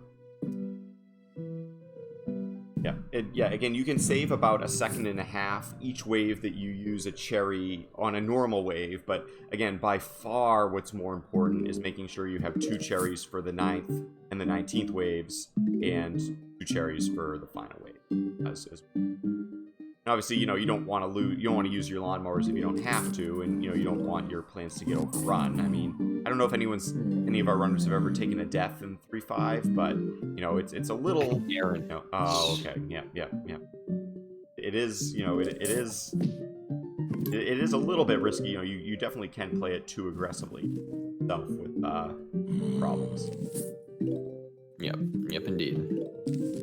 Like, I don't know. I have gotten a little bit more, I don't know, a little bit less critical of 3.5 lately, because I do feel like it generally can work out most of the time. But I still feel like the level is fundamentally not one of the better designed ones in the game. Unfortunately. I mean, a lot of the conveyor levels suffer from a similar issue, but with 3.5, they just give you, these tools, and basically the only tool, like, you don't really need that many lily pads or walnuts, and so you basically are just relying on getting the other things. I think some of the other Limbo mini games might have been more fun to put in 3.5. And maybe they were looking for one that like was relatively easy. Like it's not a hard level. I would say, and people enjoy it as well because it's little zombies. But I think there's a reason why 3.5 was the level that they sacrificed to make Heat Wave in DS. Yep. Yeah, like I do think Heat Wave's like a little more fun, a little more different in some ways. Like I like kind of the mini games that are a little bit different. Like this one's it experiments. All right. Ooh, yeah. I don't think that potato man was not gonna work in time. Yeah, he's got a skull. Chomper. Okay. I mean, it makes sense. I know why. He's still sort of in the position I'd want to be. You don't really want to use all that many chompers because his sun is looking a little bit low here. But he still has the 2 repeaters. He still has the cherry available. So he should be in a fine position. It's also very nice to have repeaters, in the top and the bottom rows, because then you can use a cherry bomb or in the middle and sort of cover the rows that I like this. Yeah, it doesn't want any ice. Very interesting. I see why he did it. I don't know why he put that in the 8th column, but I see why he did it. I think it was a misclick, to be honest. I do like how he played that very much so. Instead of putting the sunflower there, he put the repeater, and he put the sunflower in front of the other repeater because he knew that he was going to have issues if he had, because he was already kind of stressed with lily pads. Yep. Actually, I genuinely think that's something I would have done. I don't know about the rest of the level, but I did like the idea of having that repeater back there, just to like have it there, just as like it's on cleanup duty at this point, right? Like I don't think that would. He can get his 50% rules. Some other places. Ooh, Chomper almost got value. He was so hungry and just didn't make it to the. Yep. A little bit unfortunate, but I don't think I made it to the level really. There's been a lot in the pool on almost every single wave, so I think that's been a little dicey for me. That was tempting to cherry, but it was way too late. Does get the. All right, here we go. 19 Zamboni, which is huge. That basically makes the whole level right there. It really does. Yeah. I honestly feel like 3.6. It can be a 15-second difference easily, whether you get that or not. It's so big. And 3.6 is one of those levels that I feel like should be so much better than it is a lot of the time, but it really just, I think that the fact that you just have, is that a gold? His late, his late. The times, but yeah, I mean that was like. Again, I can't specifically point to any mistakes other than maybe that misclick with the Tangle Kelp. But it was like cost like seconds. Yeah, I would say for 3.6, the reason why 3.6, I feel like you would expect it to be the fastest level, just looking at all of the 2 flag ones, 3.2, 3.3, 3.8, because conceptually, you have the most tools, you have the rake, you have the Tangle Kelp, you have the 8 slots. And you have the Zamboni, and so not really that many hard zombies to deal with. So theoretically, I mean, with 3.2, you have a bunch of fast zombies, but you don't have the Tangle, you don't have the Rake. 3.8 of the Dolphin, and then 3.3 is just terrible. But often 3.6 ends up being the slowest one for me, and I think the reason why is because there's really no hard zombies, just the Zomboni, you really often get overwhelmed by regular zombies and coneheads. And coneheads especially are not fast. They take up not that many wave points, but they have a lot of HP, um, which is a really bad combo. You want the exact opposite of a zombie. So Maybe it's cool to see that he was able to pull off a good one there. definitely, yeah. Maybe the idea too is to like really try to get your sun production up, like, you know, roaring in the first half, so that you have just that little bit of extra sun for, you know, the extra chomper here or there, come the second half. And sometimes it can be tough to get there, but you know, that could be a level where the early sun production is like particularly important. I mean, it's always important, but. So YMB, I think first off, 3-7 is one of the most skill-based levels in the whole game, I would say. 3-7 is really, because it's a 3-flag level, so any individual bad waves are less important. So it really comes down to how you play the whole thing. And I think that YMB is also one of the best players of the level as well. Was this wave 9? Wow, yeah, I forgot that was wave 9 too. I think I would have made a mistake there. Amazing fast. It was so fast. This is really, really good. Yep. Oh my god. I probably would have put that potato, that was like a 212 or something like that. Yeah, I think it would have been like probably closer to like a 218 or something for us, but yeah. Still, you never ever see levels that fast, and he has the preparation too. Although he did. And I think I would have panicked and used a cherry here, but I'm actually glad he didn't. I think Wait, what? He doesn't use the cherry there? Oh man, he's weird. He's going way next level. Like three levels ahead of us. Top row's scary, but I actually think it's gonna be. I feel like that was. I don't see why he wouldn't have cherried, because now he kind of has this like. Yeah, this like he would have had. Yeah, he would have had the pool would have been dealt with. That the fifth wave would have been dealt with. Yeah, I actually think the cherry there would have been better, and he could have focused a little bit more on some sun production as well. I think that was a small mistake. He does go for fewer sunflowers on these levels than he goes for one less. Yeah. Which is interesting. Yeah, which is not, you know. Yeah, certainly the last two are probably the least important of all of them.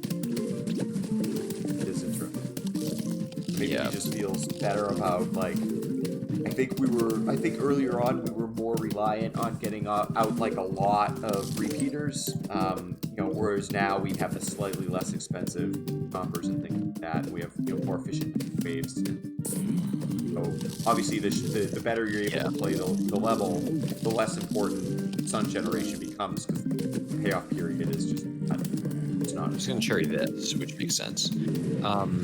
So we have 9. Ooh. Still super fast. I do feel like he probably could have done some things better there. I have been thinking about on 3-9, maybe it's not worth it to get the extra couple sunflowers, mainly because you dig them up anyway. So they're really not all that valuable. Yep, I can get that. I probably would have squashed that buckethead that I saw in row 2. Yeah, a slight mistake there. I don't know if it cost him a huge amount of it, but yeah, that was. You're going to have to use something on it anyway, so you might as well get the squash on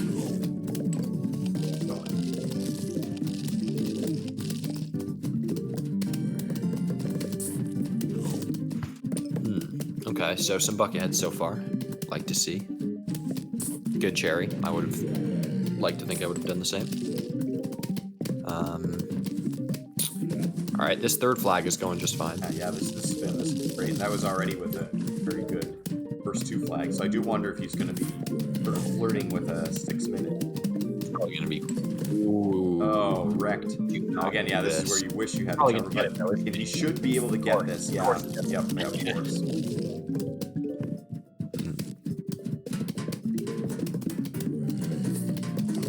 That stuff makes a difference, though. You know, like that easily could have turned into, you know, losing almost 10 seconds on squash lead with him, which was very, very important. I feel like that would have been very slow otherwise.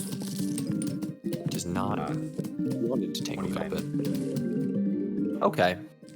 I feel like there were definitely a few slowdowns here in a handful of places, but on the whole, I still feel like that was very, very well executed. A couple minor things But again, he didn't even get that many Zombonis either, Yeah, nope, nope. which is very important for this level to get a few of them if you want a really good time.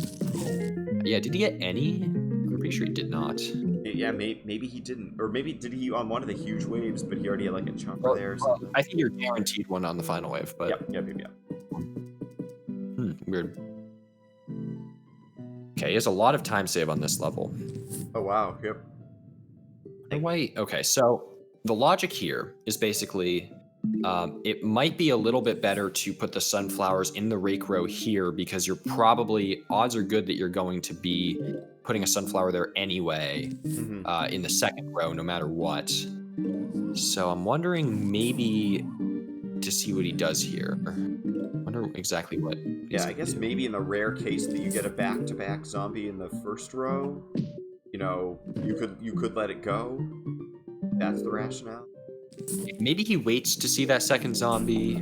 I guess it sort of makes sense, but I don't know. Maybe I feel like it doesn't make a huge difference though in most cases. And you are kind of sacrificing a little bit of sun production if you have a very slow zombie there. Yeah. You know, it takes the screen. Waiting, you know, it's hard to wait there for sure.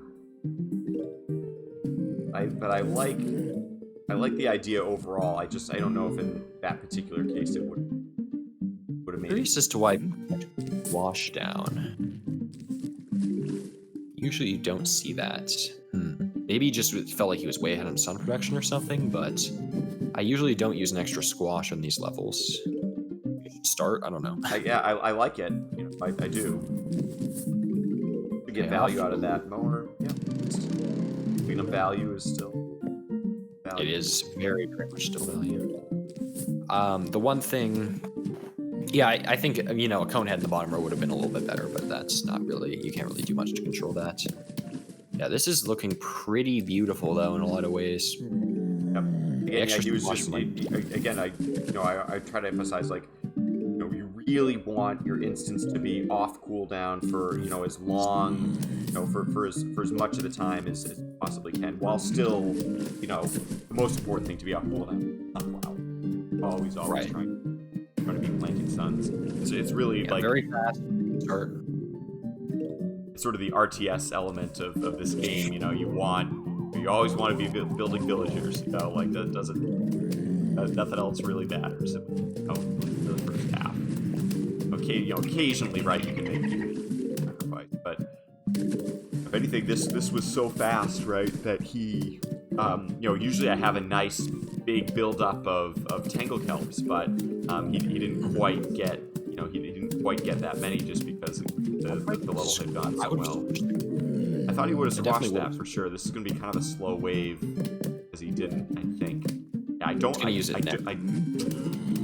think it would have been better just to, because he probably would have had a chomper available. Yeah, almost would have had the tangle kelp available by the time he got in the pool.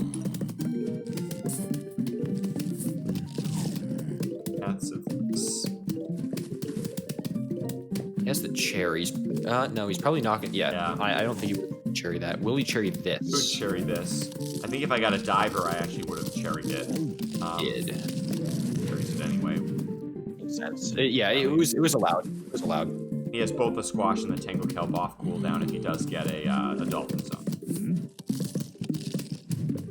No, but squash is not really how you want to deal with dolphin zombies a lot of the time.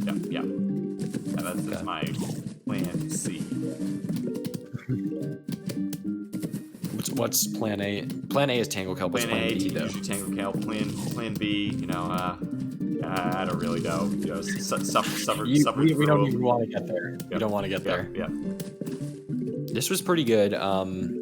Interesting chomper right there on column 5. Don't know why he did that. Yep. Maybe he's a little worried, like if he gets a diver there. Wow, no, because he had the forward. E-squash, yeah.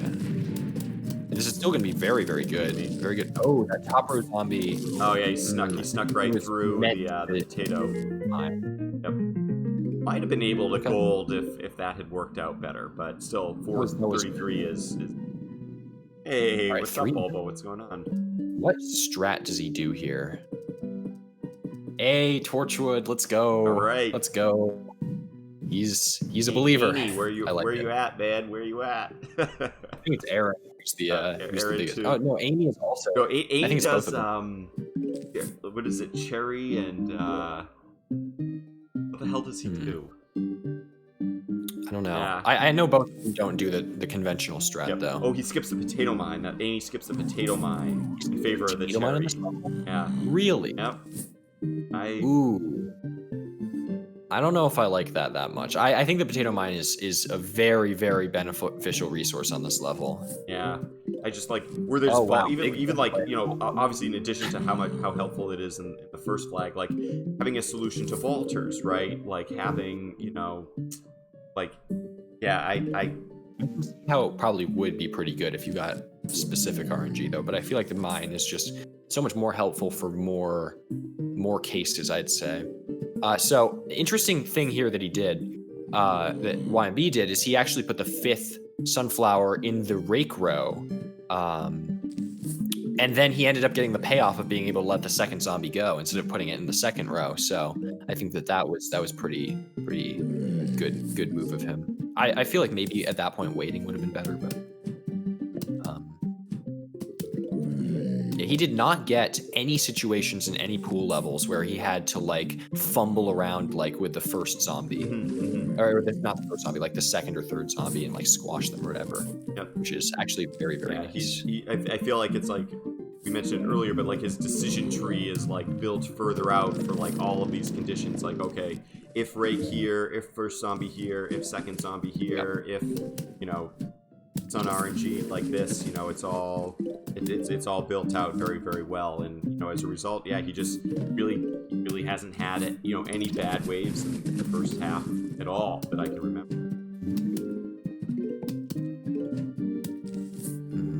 Yeah, a little bit unfortunate that he'll have to wait for that Tango Kelp. I wonder why he put the squash there and not in wave 9 or column 9. Yep. Maybe he figured like they were both gonna die around the same time anyway, so you know, that little mouse difference. Yep. Yeah. It takes to put it on column 8 instead of column 9 and get the 0.1 second faster recharge on the squash. Yep. That level of optimization. Yep. Maybe someday that's the level that we'll be at, where the mouse movement, you know, like the mouse movement's that crazy. But you know, like I've said, like I feel like you could actually like really suck with like mouse movement and like sort of the execution part of the speed run, and you could get a really good time. You know, if you just it's so much more important to make the right decisions than it is to have like the perfect mouse movement with the perfect speed and things like that. Speaking of right decisions, I think YMB made a wrong decision there. It was a couple waves ago, but he squashed the vaulter instead of the cone head in the pool and did not get the 50% rule, so he had to like get out a repeater. I feel like the reason why is because he was too focused on sun production, actually, that he sort of missed that opportunity. Like he put down the lily pad instead of the for the sunflower instead of the. So I feel like maybe it didn't make a huge difference, but I do feel like that wave was a little bit slower than it could have been. Exactly. And as we can see here, he does not put out the extra sunflowers, so which is probably something I should start to do here. Yeah, I agree, especially where like it is a little bit less expensive because you're using a torchwood sort of in replacement of one of the repeaters. So like, you know, I very rarely find myself with sun problems like come, you know, late 2nd flag, early 3rd flag. So you know, obviously without the chip, although in a very unfortunate row. That was very close to. Ooh, that was anxiety producing. You haven't done that in a long time. Well, yeah. I guess we got to stop that now. Yeah. That was very scary. That would have been that was still faster, I think, than a traditional 19th wave, but that would have been really fast if it were elsewhere. And again, there really hasn't been, you know, anything, you know, that I would call like groundbreaking or anything like that. It's just like the small little things, and you know, again, I think there is an element of mentality to it, like not letting himself get overwhelmed, like just like staying in control of every wave, even if he gets like kind of a bad wave or something. Something doesn't work out here. You know, it's you know, I think he's able to like look ahead just a little bit further, and while still keeping the current waves like all in control. So it's Yeah. beautiful to watch. All right, and these waves. I mean, the third flag of this level is always very consistent because if you get a bunch of regular zombies, it's fast. If you get a bucket head or two, you can deal with it fast. Cone heads are fast. Like that's the thing I really like about the tortured strat on this level is that I feel like with Cherry, if you get a ton of regular zombies and cone heads, it's slow. Whereas with this, it doesn't really matter what you get because the torchwoods can just deal with everything very effectively. The second and third waves, you're so much more likely to get 2 zombies in the same row, and so you're really getting. It's like obviously not only does it double your damage for slightly less expense, but you have the ability. Oh wow, I really love how he handled that fourth really fourth row. That could have been a complete disaster. That was a lovely handling of that final wave, I'd say. Good. Oh, not a goal. Wait, what? Oh, yeah. Sometimes he gets the double split because of the auto splitter. I think I don't know exactly how he programmed it, but it's like there's like a flash or something like that I think sort of triggers the split. So. Yeah, also true. A1. That's weird. I don't know why he did that. Just puts out the torchwood. Yeah, it's not like it manipulates the RNG because there's only one of them still. So. Just felt like showing off or something, I guess. Like flexing his early torchwood. Thanks, YMB. Makes me feel good. Oh man. And of course, he gets. Yeah, I would have done this very differently. I would have not done this way. I would have not put out the torchwood. I would have used a jalapeno on that guy instead because he has 2 of them and a squash as well. Yeah, held up. Maybe put the torchwood here in the second row. I want to say. He's not even using the instance. Very interesting to see him not using the instance on these cone heads here. Yep. Maybe he should be, because I guess he is saving from the bucket heads, which is much more important. But I still would have used at least one more jalapeno from what he did here. The 2 that he did use, were definitely the correct. Okay, of course, it perfectly plays out in his favor because he's going to get a bucket head every single row now, every single wave now. That is. Okay, well this one. I like hanging onto an instant for the 9th wave here as well because inevitably you're gonna get that like rogue cone head or bucket head somewhere in the 9th wave. So having 1 or 2 instants for the 9th wave I think is good. But I personally might have been just a little bit more aggressive earlier than it was. But this should be an excellent start though. Yeah. I would have squashed that much earlier. Yeah, much earlier. Yep. I think he was sort of. Thinking about it, but okay. When's the Bobo Puzzles World Record analysis? Next week, man. Next week, I promise.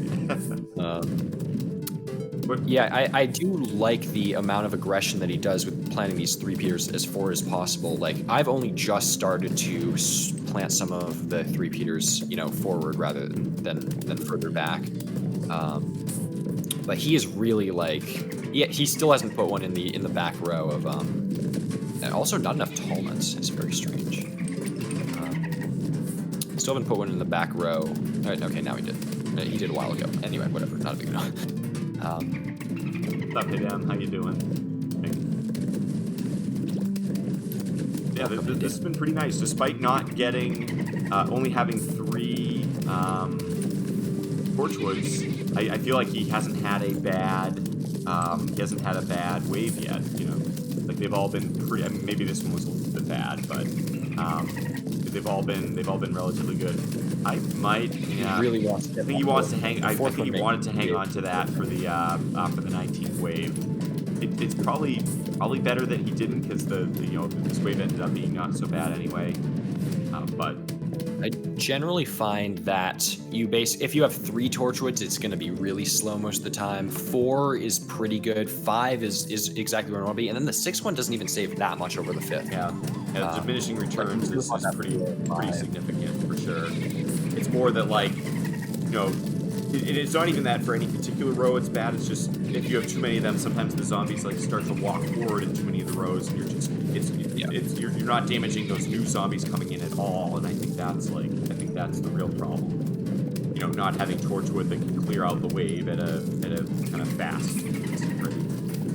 Looks like it's going to be a lovely level, though.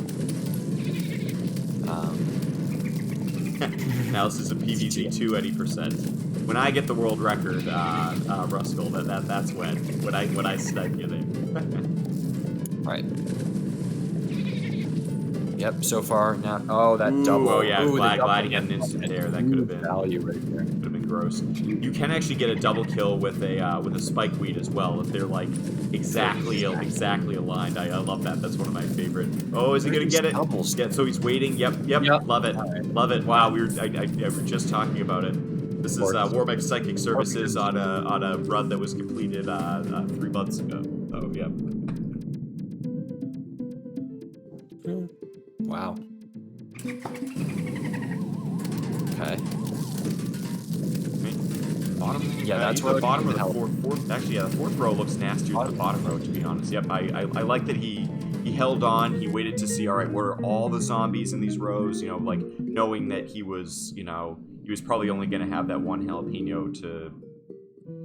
Usually the pool, I found, even like if a row looks bad or has a Zomboni or something, the pool levels almost always are the slow ones and should get your instant final wave. Get like, you know, some very rare layout. I'm gonna quickly grab some water. It's getting a little hot Go here for today, it. and I'm losing my voice. Yeah, probably a good idea. I still have the seltzer here. But yeah, while Warmek's gone, because, you know, he gets a little touchy over this subject, I'm willing to bet that YMB is going to be skipping fog rakes because he's not gotten a diamond yet.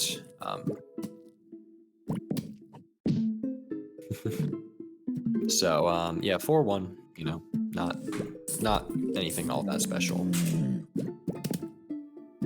Just kind of putting stuff down.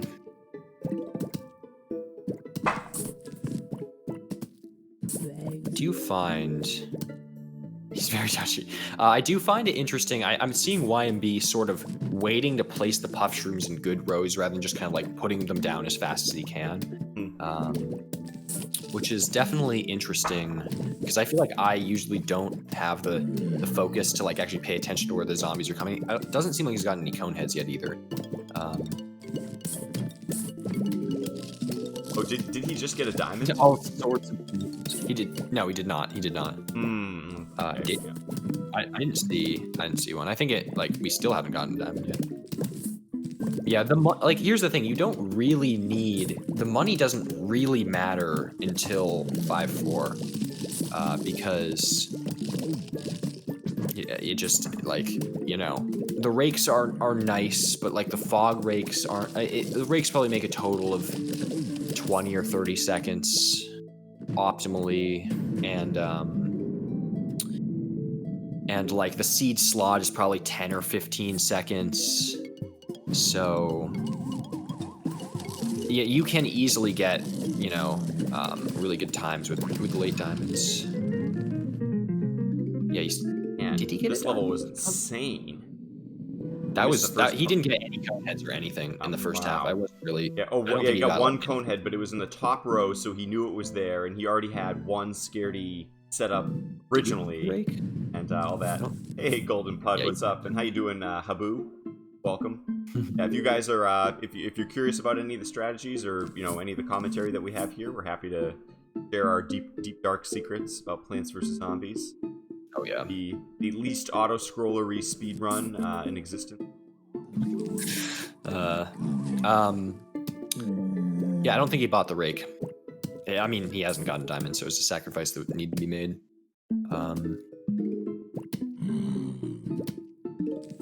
Right, yeah. Pretty, you know, strong starts. I think you're right, though. You know, the puff. Whoa, that was early. That was really early. Maybe just because on 4-2, like the sun production is so not important. True. I would still probably at least wait till the 5th one. Yeah. There's like, I've given a lot of thought to it too, because like the sun comes at interesting intervals that, like, you know, you want multiples of 25. So sometimes like where you plant, you know, the plantern and sunflower compared to like where your production's at. Like it's not an easy problem to solve necessarily about where the where the best like ridiculous hog luck, by the way. This is like, first off, I feel like the early planter, and if he'd gotten like wave 4, wave 5 cone heads, he would have had to wait in order to plant the Scaredies a little bit. But this is really nice RNG. Yep. Like, he is getting really good waves. Okay, well, cone heads here aren't that But big. now he probably has the 50 stun that he's going to need for squash on the 9th wave, and that's it. So yeah. Oh my god, I don't know if I've ever gotten this good. And I know that's his timing, like but 201, yep, but like a sub 210 is like, oh yeah, that's good. Yep, that's a little bit what we're going for Golden Pod, just kind of like commentary, conversation, half. It is a little podcasty. I guess none of us is really asking the questions, but as well. that would be fun.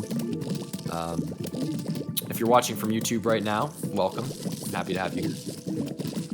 So yeah, this is looking pretty strong. I think the planturn, I think it's a 30-second cooldown. Plants either have a 7.5-second cooldown, 30-second cooldown, or 50-second cooldown. And I'm pretty sure the planturn is one of the 30s, along with the squash in it. A very complicated plant idea, Boba. All right, nice Doom. I think that I would have done it as well, and he'll definitely get it back in time.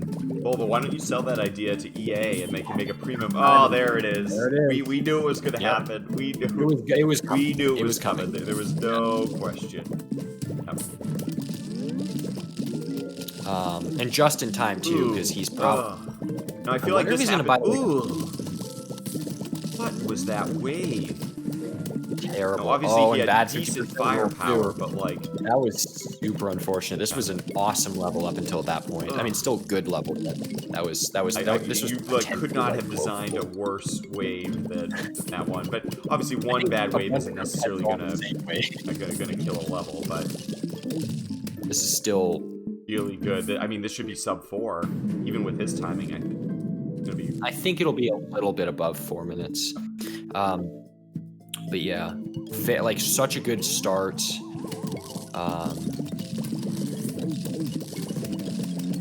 know why Doom there. Nah, maybe he was worried about missing one of the, the columns. Yeah, that was if anything, I think he should have done 3rd row because just the way the hitboxes work. But yeah, so he doesn't buy the rake here. He'll probably buy it on 4 or 5 and stuff now. From here on out. Or maybe he decides to skip that one just because, like, as we know with it's 1 diamond, although he's gotten fairly good gold coin drops from what I can tell, and he hasn't used an excessive number of lawnmowers. I like how he calls this one slot machine. I mean, pretty much. Yeah. That's I do wish that, like, we had some idea of how to manipulate money drops a little bit better, other than just like use money is like hope. one like big money at the conveyor levels. Like if we knew, like, right, if you used an instant at the very beginning of a wave or something like that, you were more likely to get a diamond drop. That could maybe influence our decisions a bit. Don't think that doing the planter this early is a good idea. I don't see how it would be.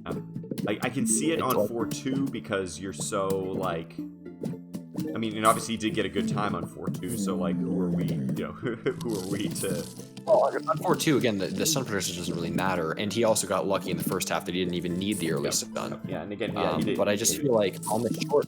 Yeah, like here, for example, levels, right, you might have been able to afford a Scaredy or something like that. But then again, he knew where the problem was, right, a little bit sooner. So maybe. Yeah, exactly. It just doesn't even seem like it would be worth it, because that early on you generally know where the zombies are anyway. Now he's going to lose a little bit of time here because he didn't have that much to deal with that zombie in that row. He's going to get it. Yep. There's no way he was missing that. Otherwise, he probably would have said something. He had one world record where he didn't get it. Yeah, I feel like this level was a slight misplay from his part. It's still going to be good, but yeah, he's losing a fair amount of time to his best. Yep. Now 221 is really good. I forget where my gold is. It might be 225 or something. But this level definitely can be good. It's pretty good. 227 maybe. I think the real problems were the balloon zombie wave, because he had no firepower in that row. And then, it is possible to get value with the mower on the 9th wave. If kind of all the stars align. All right. Either of those. Ooh, it's a 410 on this level to go up against, which will be very interesting to see. What is my? I think it's like a 408 or so. I think I have a high 408, 409. Something. Yeah, I mean, imagine getting a 4-4 where you get a sub 2 first half. I mean, I feel any of these levels, it feels like it's possible, right? It's actually probably more possible because you don't have to spend the sun in the planters. Yep. You just don't have the knowledge. Yeah, you don't have the knowledge, so it's more, kind of luck based. Or if we could find a way to despawn fog or something, that'd be huge. Because then we wouldn't have to take the planter, so we could take extra plants otherwise. That'd make 4-7 way better. Yep. And 4-9, 4-4. That'd be really nice. I think it's actually possible to do in DS. I believe there's some glitch that you can do. Let me go look this up. PZ glitches. It would be fun, to find some way to deal with that. Just like prevent fog glitch. I feel like it would change a lot of the levels, right? Because you'd be able to take the Tangle Kelp and the Squash on just about every level, or obviously maybe Clover. You probably won't. Very interesting. Sometimes, if the player finishes a level while a plant is squished, it may cause most of the seed packets in the seed selection for the next level to appear glitched, with only the portraits being extremely compressed plants hanging out of the packet. And apparently, if it happens before a fog level, the fog will be reduced to small lines, making it extremely easy to see what's coming. That's DS, but then DS only. Yes, DS only. Exits the level or views the almanac. So I wonder... because on 310 you can get a Zomboni to squish a plant. But I just don't know how you would, really get that to, stick around to the end of the level. Yeah, it would have to be, the last, squishing it and... Yeah, trying to line that timing would be... would it last for all of Fog or just for one? I feel like if it would last for all of Fog, it would be more than worth it, though. Yeah. Could be worth looking into. Again, I guess, hopefully someone has tested it on the other versions, but maybe not, or maybe it's something about the way that the DS had to be programmed. I do like using a Doom, early in this level, if you find, if you hear that there's going to be a dolphin, just go exactly where he did, just to take care of it. So, one thing I've been trying to do a little bit more. Yeah, I kind of want to mess around with that now and see if that could be a legit strat, because that could make me potentially consider doing another DS run, to be honest. Don't say it, man. Don't say it. I know. Don't say it. Maybe it won't. Maybe it won't. It is tempting. I bet it would just happen for 4-1 and then it would be over in 4-2. I feel like each level kind of loads independently. I mean, I think. Yeah. I don't think you can't, because really they don't keep the they don't even keep the fog there, right? There's a deliberate loading animation that the fog has each time. So if that was all regular zombies, that would have been a really nice 9th wave. But on the whole, this level's okay. Wasn't anything that special though. You did get a lot of divers, in fairness. Yeah. Dolphin boys. So we'll probably lose a little time here. Yeah, we'll probably lose 5 seconds or so. But still, 4:15 is pretty strong for this level nonetheless.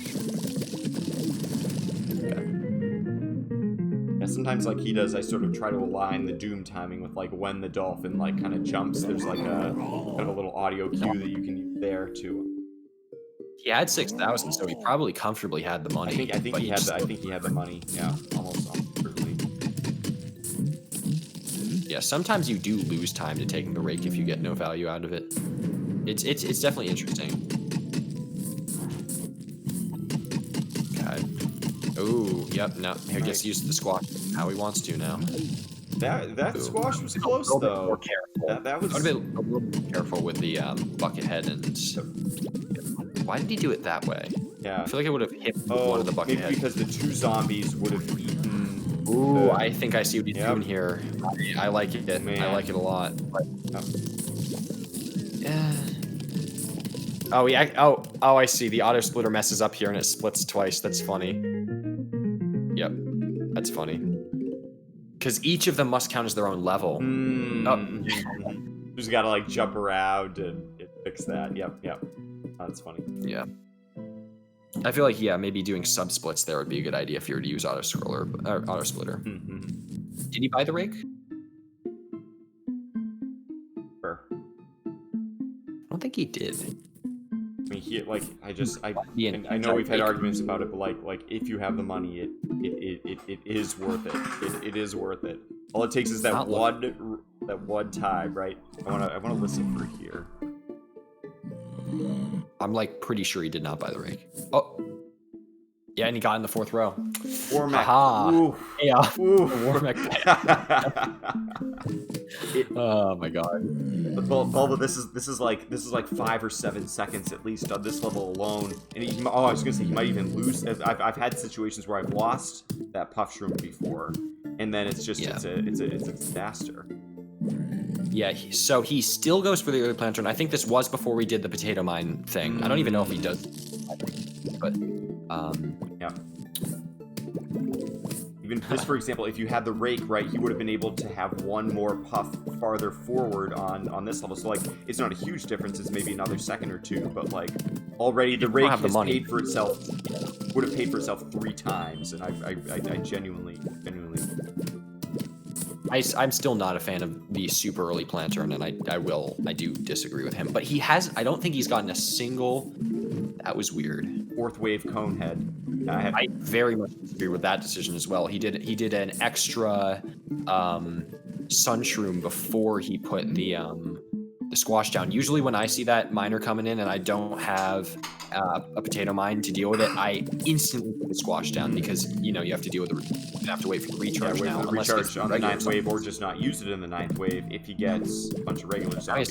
Yeah, see, I think we were right. I think we were actually right here that if you had that squash down sooner, right, you would have been able to chomper this guy. You would have been able to put that puff shroom and yeah. So again, another couple of seconds lost. This honestly, again, it's not. It'll be a pretty good time.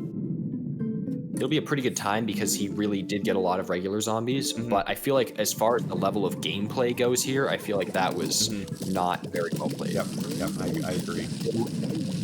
Probably been bottom 5, and again, when we say bottom 5, it's still better than 99%. So that was a gold. I'm disappointed, YMB. How is that a gold though? I mean, he did skip buying the rake, yes. But. Like he did lose time on that first wave. Like there's no question, as well as on the 3rd or 4th wave or whatever it was, and then lost time on the 9th wave too. That was that good. I feel like with that RNG, I really think 5 or 10 seconds. I think that's improvable by 5 or 10 seconds. Yeah, so he did skip buying the rake, and I would say that skipping buying the rake probably was a net neutral for that one level alone, given how he played it. So I don't think the rake made a difference for that level. I feel like the benefit to buying the rake and not having to deal with the extra zombie there. I feel like he did get again virtually all regular zombies in waves 4, 5, and 6. I think. Yeah, he didn't get a single cone head in waves 4, 5, and 6, which is huge as well. That is a major difference. But he lost a little bit of time fumbling around the squash. And I think that is probably like it still makes me uncomfortable that was that good though. Anyway, 4-7, he is not using because again we didn't really look into alternate strats at this point, except for I think Aaron was doing something different here at this point. I think we were considering Chomper over Squash at this point. I don't think we'd given consideration to the Hypno and even maybe the Tangle Kelp, but.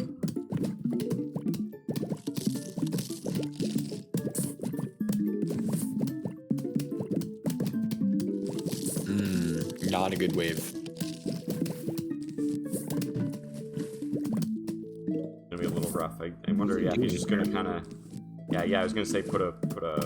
Got a very good 50% roll, which was nice, but I don't agree with. He put a puff shroom in the bottom row, and I feel like he should have instead tried to put that puff shroom in like the 4th. Lily pad on the 6th row or something like that. Yep.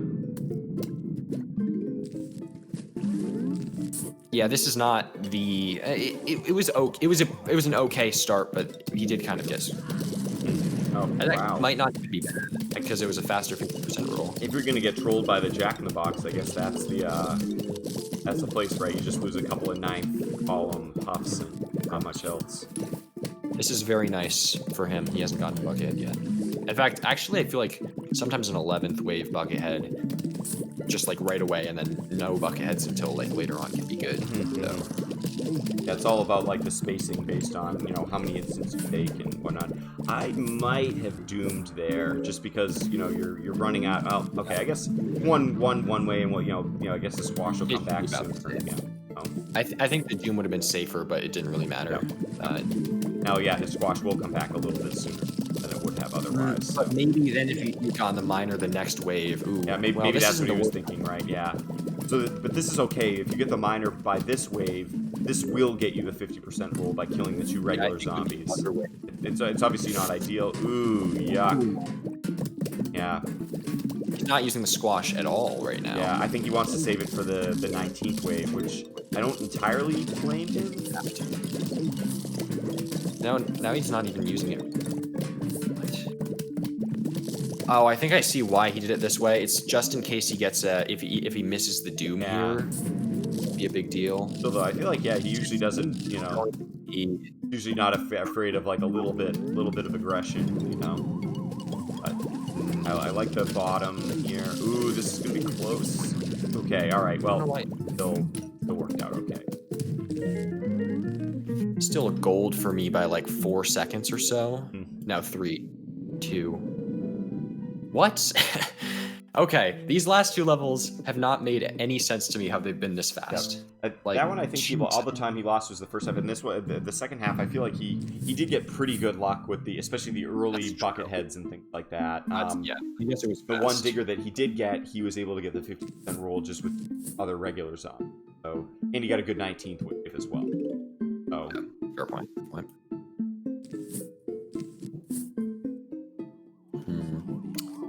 No, these fog levels, they've been, I mean, a lot of them have been definitely quite strong. Undoubtedly, like 4-1, 4-2 were both very, very good objectively, but and the decisions were good as well. But I feel like these last 2, I feel like there were some things I disagreed on. I guess this maybe it's the 4th Sunshroom Planter. Another example of how the rake would have helped. He would have gotten rid of that zombie sooner and been able to not lose a puff shroom and get the firepower out a little bit faster as well, because he got 2 zombies in the same row, and that's another example of where the rake really helps, because the first zombie's corpse is basically down instantly as well. So again, you might be right. Another situation where rake is.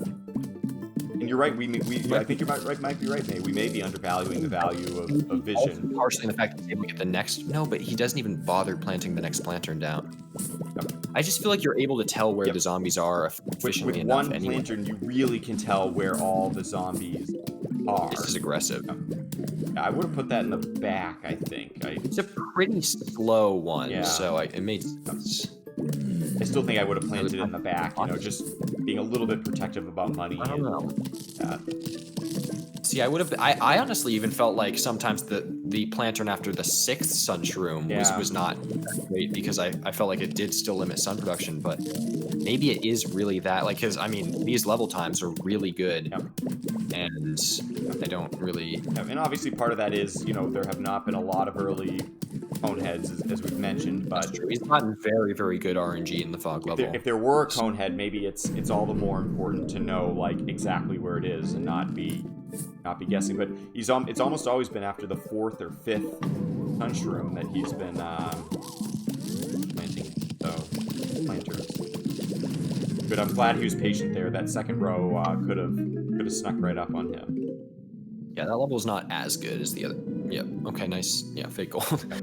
um, okay, so he does buy the rake here, which, you know. Yeah, that like, again, arguably the most important rake in the run, and I would say that the 3-8/3-9.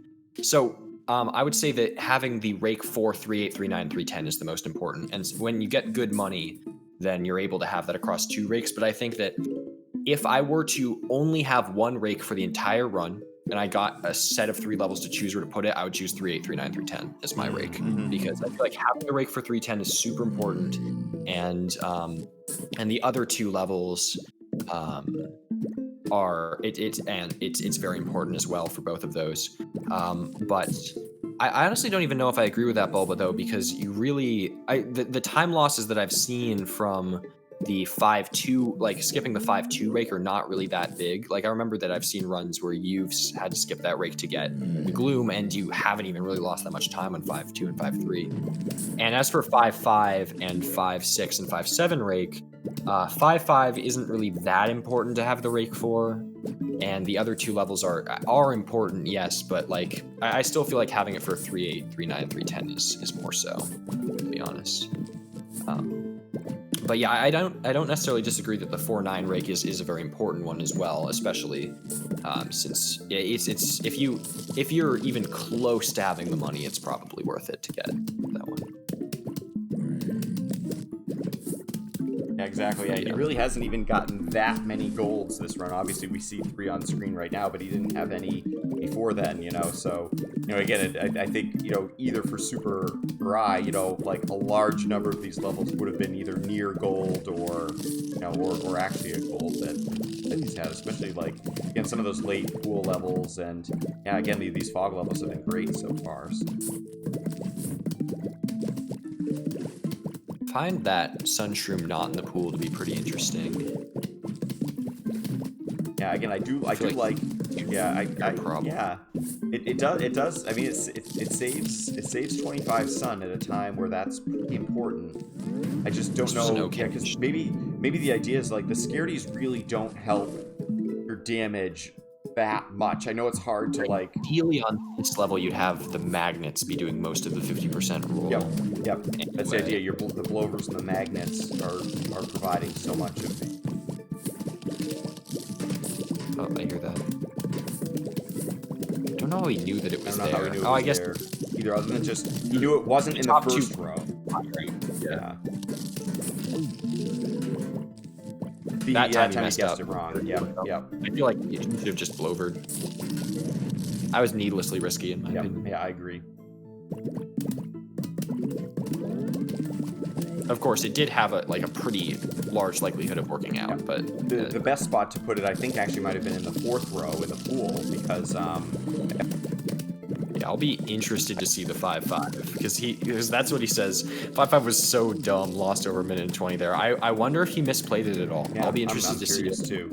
And we could be a little bit biased, being like, oh well, we know he did this wrong, you know, like whereas in the moment it's always going to be. 5-5 punishes you really, really hard for not that big mistakes as well. So definitely it'll be easier from our perspective to sit back and be like, oh, why did he use that cherry there or whatever. But if you know, think, often you if you think your RNG is probably going to be one way, and then you just get something that's like really bad, you know, something that's not even close to that, you know, how it could happen to him. This was not that good of a level. He's going to lose a fair amount of time. Again, the magnet mistake was probably 5 to 10 seconds of it, I would say. That felt... The first half wasn't good either. Yeah. He did get more bucket heads in the first half than, or cone heads in the first half than he does on average. That's, you know, understandable. Right. Okay. But yeah, still comfortably ahead. 424 certainly isn't the worst time I've ever. No, that's like a pretty okay time for me. All right, well, 410. Let's see, how many magnets do we think he's gonna pick up here? Chad, why don't we take a vote here? How many magnets is YMB gonna get here? I'm guessing he's gonna get 4 exactly, which is exactly the number you want. So for some reason I think it's gonna be more than that. I think he's gonna be looking at I think he's gonna be looking at 5, but that's just I don't know why. This is already Again, I don't he's got a remember lot. this run, so that's tough. May thinks Ooh, those 5 are- too. 3, 2. Okay. Okay. There's one already, Oh. so All right. that starfruit position, I don't know if I Yeah, agree. that's oh man, that was scary, right? He didn't even have like a pumpkin as like backup. 2 and still, yeah. 2 is, I'd say, the minimum for a good level. Yeah, I agree. 3, oh my god, you hate to see it. You hate to see it. 2 is the bare minimum for a good. 1 is the bare minimum for any sort of level at all. Like if you don't get any magnets, it is just over basically. For every magnet he gets, A1 is not going to get 2. That's pretty much how it works. I do think overall A1 gets the worst magnet luck. Not that I've like it's hard to so many people run the game. It's like hard to compare, but I've definitely seen A1 get He's gonna lose that starfruit smoked. now.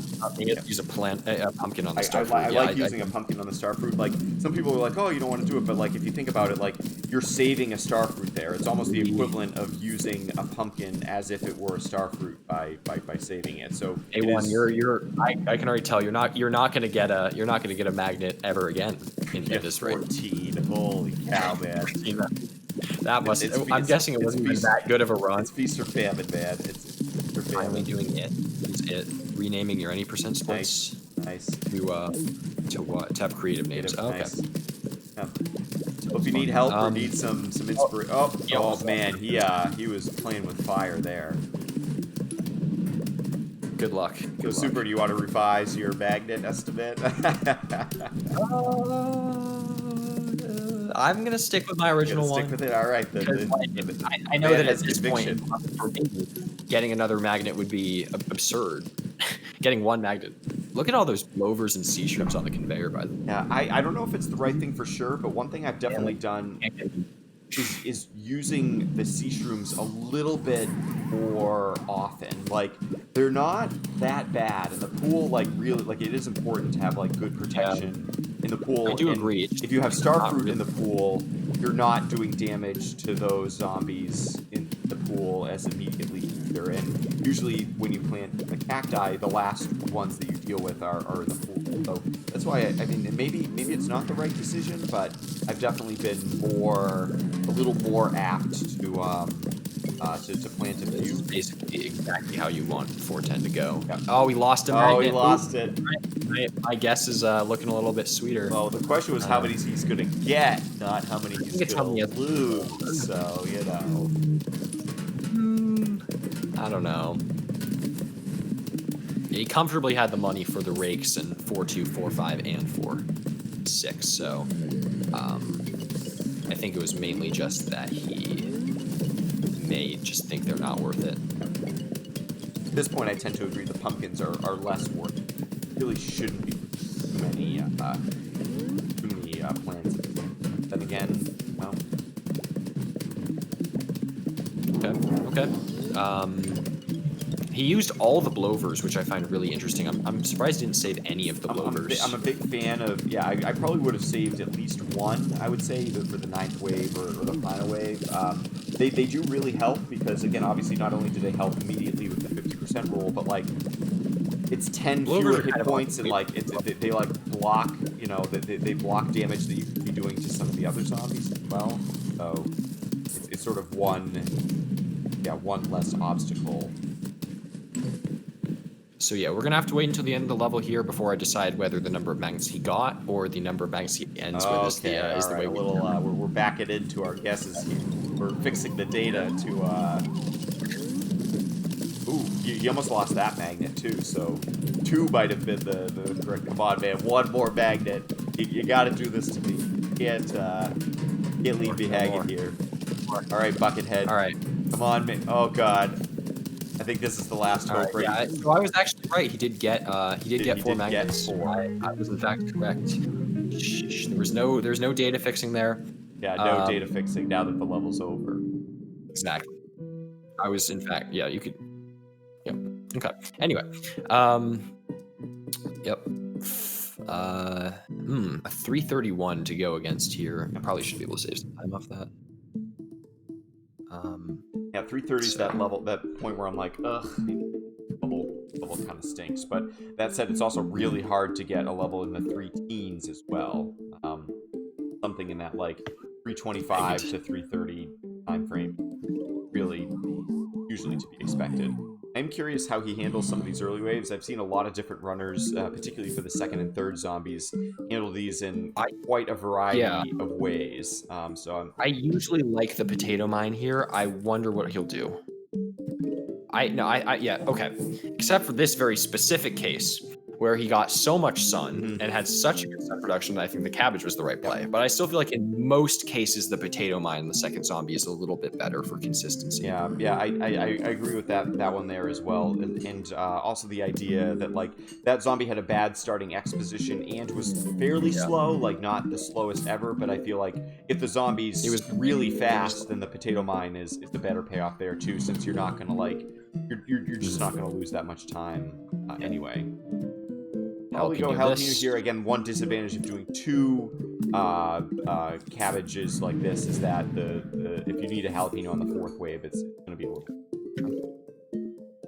Ooh, what's he gonna correct. do here? This is a little unfortunate. I honestly might go potato mine here. Although the squash, yeah, you get a little bit extra range with the squash.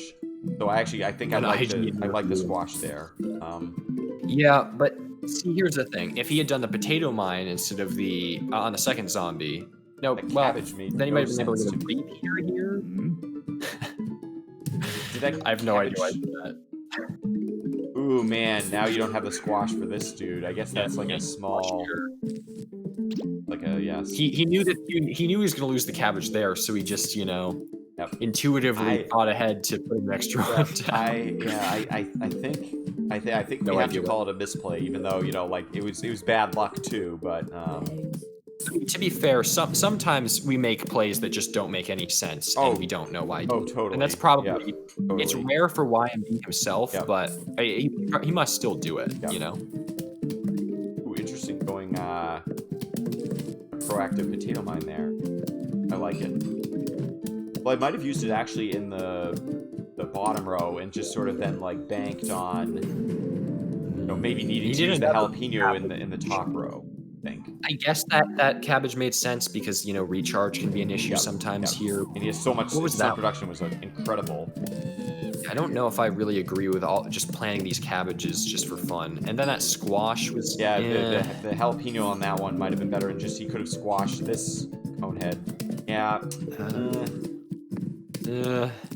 How is this time going to be anywhere near what it is, by the way? This is like a 320, which is a really good time. How is that even? I want to go over that level again because that looked like a series of not very good decisions that worked out in somehow a good way. I guess a lot of the waves that we weren't paying attention to were quite fast, though. Yeah, and he did get this second jalapeno in, which I think overall like is a really good time save. Even though he had to wait for it a little bit on the final wave, the other rows were still getting cleared out anyway. So I do think like if you can use a fourth, seventh, and final wave jalapeno on that level, I think the payoff is very good, like 5 or 10 seconds on that one alone. How you doing, Amy, by the way? What's going on?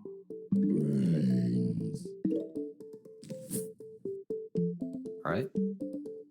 I haven't checked what his money situation is. See how he does these. I want to see how much. He's just fine. He bought the. He bought what he did buy the needed. glue. Yep. So it could have bought one more rake, either again 4 or 5 or else. So I agree with this. I agree with the fourth column potato mine. I really want to see how he handles these two levels. I really will be interested because this was after the jalapeno strat was developed. I don't know how long ago it was relative to this run. Probably fairly close, I want to say. I feel like we've had it for 3 months. So yeah, he gets pretty good sun production. He's able to get that repeater out right away. So far, this is what I would have done. Really didn't have to slow much down on the sun production at all. Definitely it. Probably also what I would have done as well, repeatering and then potato mining. I do generally like doing that versus washing and potato, because then you're using 2 inches. It slowed down his sun production a lot, though. But sun production, I find on these these levels in particular, doesn't matter that much. Like I usually end with either an excess of sun, or I like forced myself to use more. Don't know why he did this. Yep. Oh yeah. You can try to cherry this. 'Cause I might. I would jalapeno it, I think. I don't agree with that decision even a little bit. I think that was kind of. I feel like he also, the unfortunate thing is that he didn't get the he didn't. I think he was trying to squash it from back there, but he didn't get the squash cooldown right, so he probably would have missed the squash. Yep. Yep. So I even went for it. But that was interesting. Dare I say mistakes? Now, of course, he's still going to end up with a great time, but yeah, because he's not making all the random mistakes that we would. Oh yeah, exactly. Yeah, he's making the obvious ones. Yeah. And then he jalapenos that.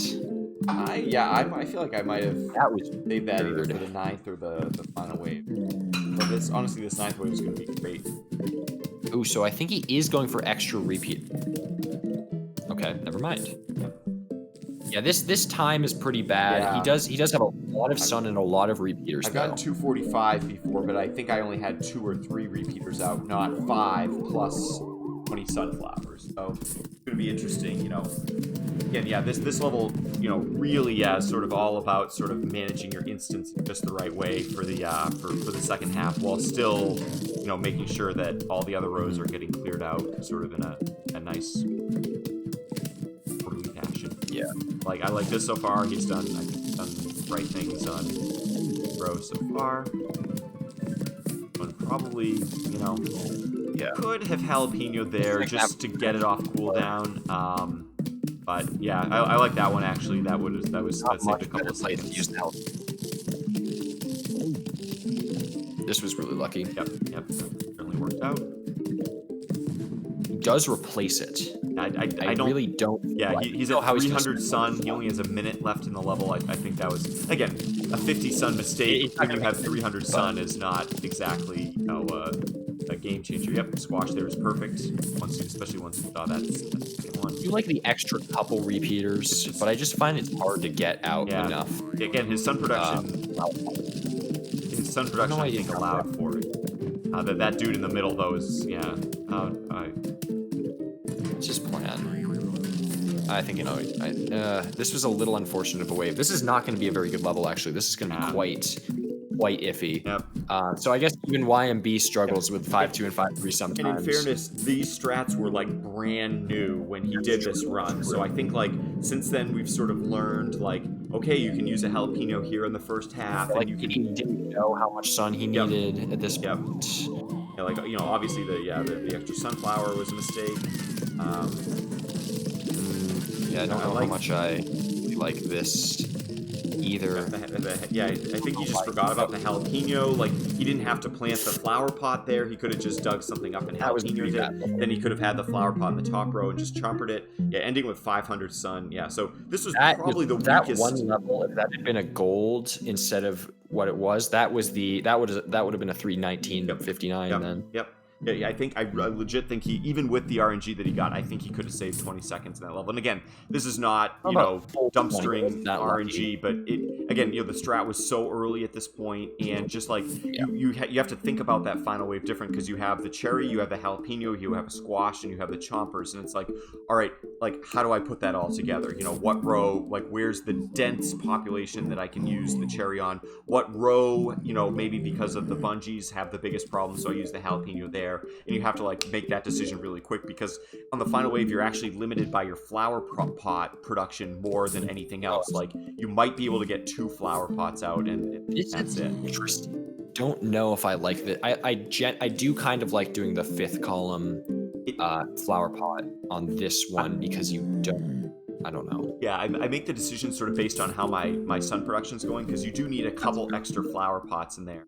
I actually might have still gone, because that guy looked really fast. I think I still would have gone, third row, but I would have had at least one other one out at this, compared to what he.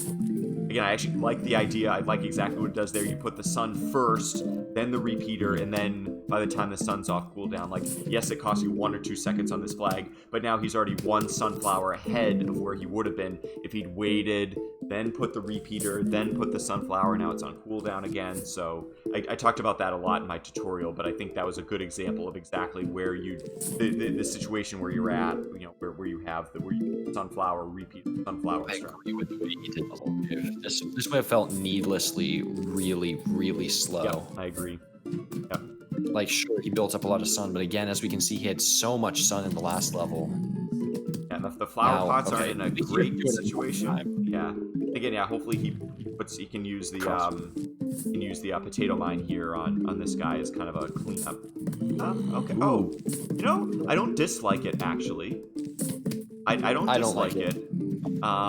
Because he can get the repeater out and clear him out with the repeater, and still, have some protection for that row.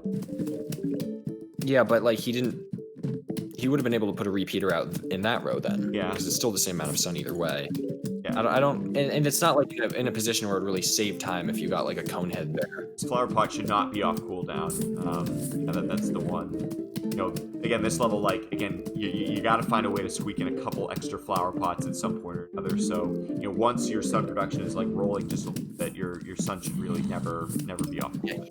He always talks about doing stuff in column 9 on these levels versus column 8. Maybe he realized that after he got this PB, but I don't really like all the column 8 stuff. Yeah. I feel like it's losing time. Having 1 or 2 can be okay, but the column 9 flower pots are definitely really valuable.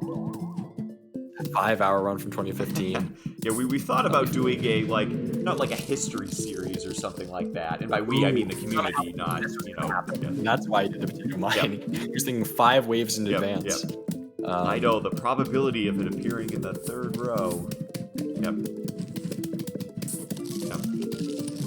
Yeah. YMB does not make mistakes. He deals with probabilities. I like that, actually. Again, because now he's able to get the Yep. line. That was a mistake. Yeah, I think he needed to let it go a little farther forward and then try to throw the squash up. It wasn't really a decision issue, though. It was more of a mechanical issue. Yep. So, whatever. Yep. Yeah, I think he had the right general idea. The right idea. And yeah, again, this the 8th 3 hundreds he has here is just so not necessary. He had to put one in the 6th column there. He hasn't used the cherry in the second half at all, and I think one of those waves easily could have been really benefited from the cherry.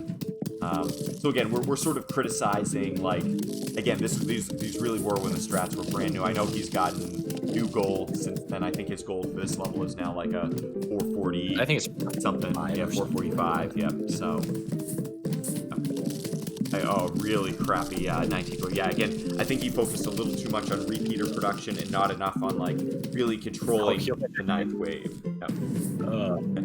Calculated. Yeah, I don't think we knew at this point that the 2 columns of repeaters weren't really all that necessary. They can be nice, but they're not worth the extra sun.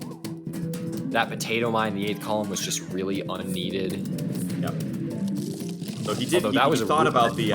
He did sort of figure out the. Did figure out the jalapeno thing after making the mistake in the previous level. And again, 5 minutes is not bad. It's definitely not bad at all. It was still a good level, but I don't think it's up to the YMB tier of levels. Yeah, I agree. So here's where YMB starts to save a lot of time on the rest of us. YMB is really good at gloom strats. He and the degree of consistency in which he's able to pull off excellent times. Let me go to his. I want to see exactly what kind of times. No, I shouldn't spoil it for myself. Never mind. We'll wait.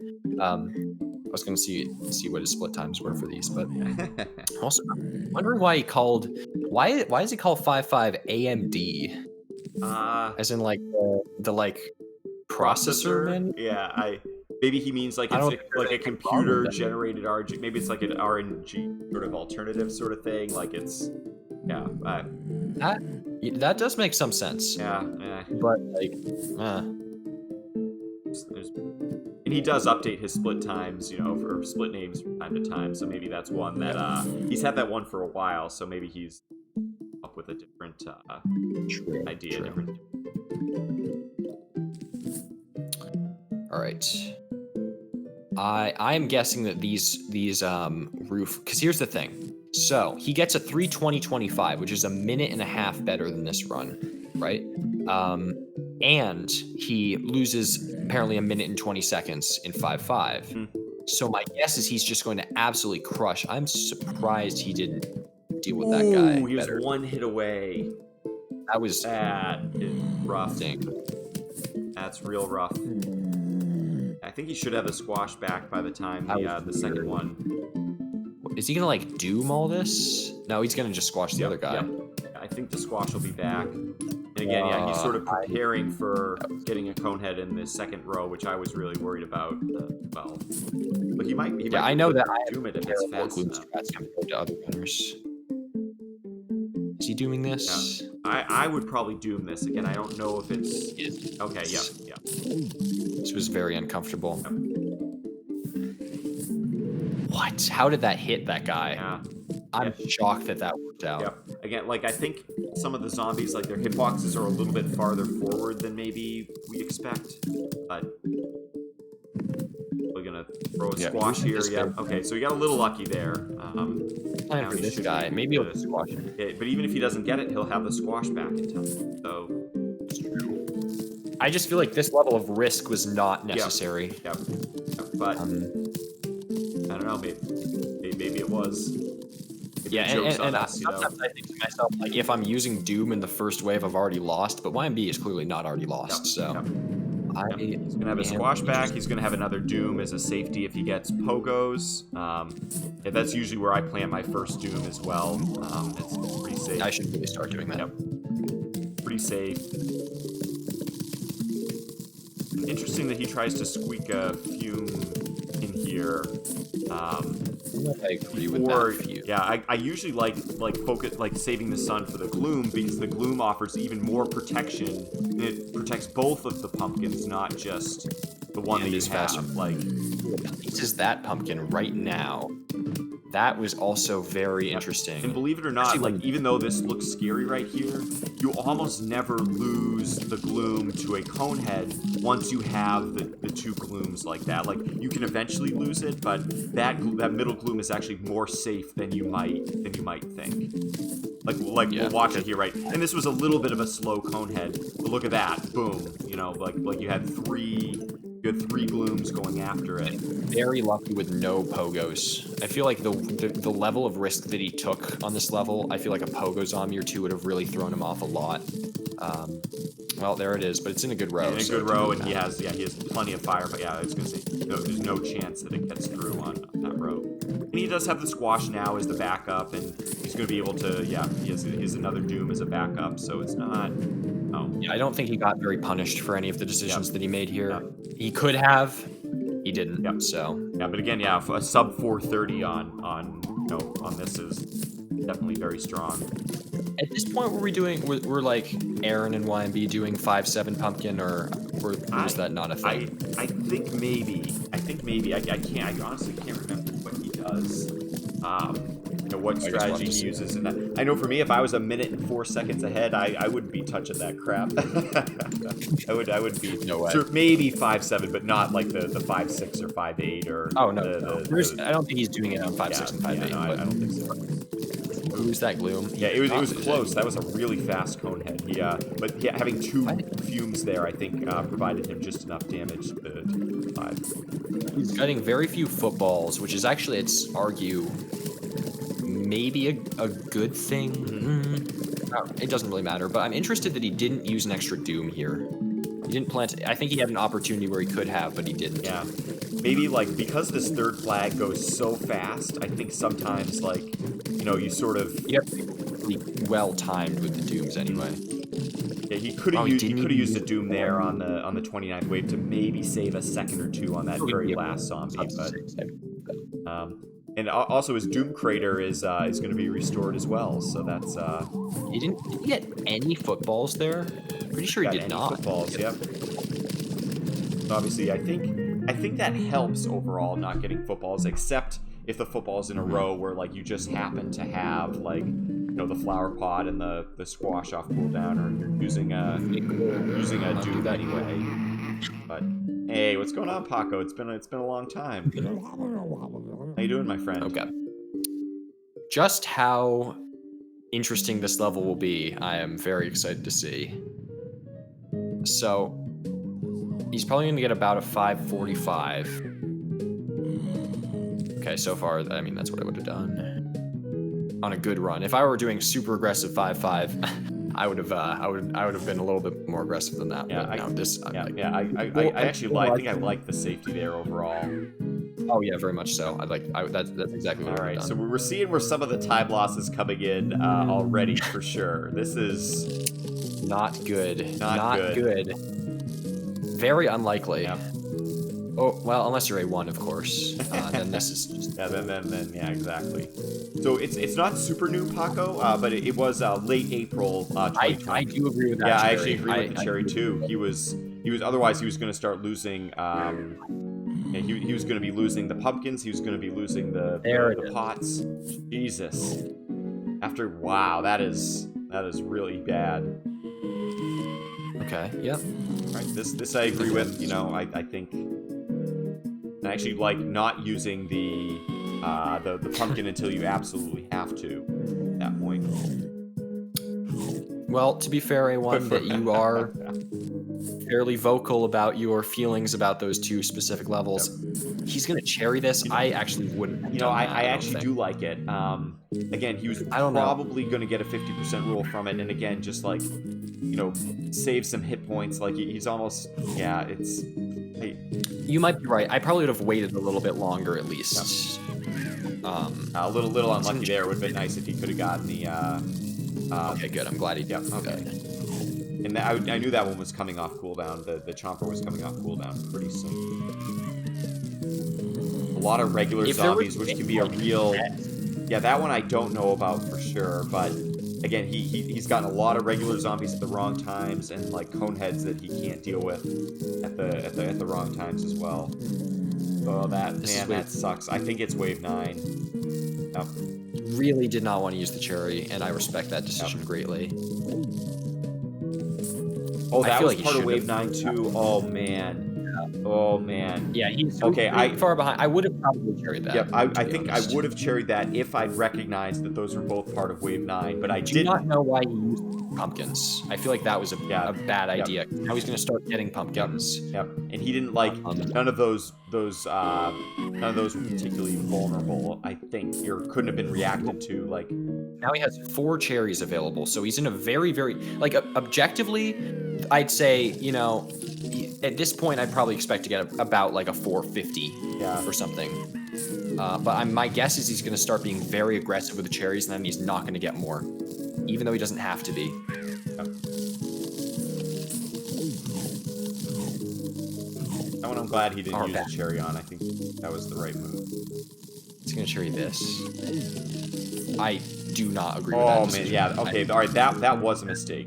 If you should have done a cherry, you should have done it in the top section there. And he uses a pumpkin on that guy already. Like you could have at least waited. I mean, okay, that wasn't a problem. That was actually fine. No. I think if there was a mistake, I think that last cherry was one of them. Yeah.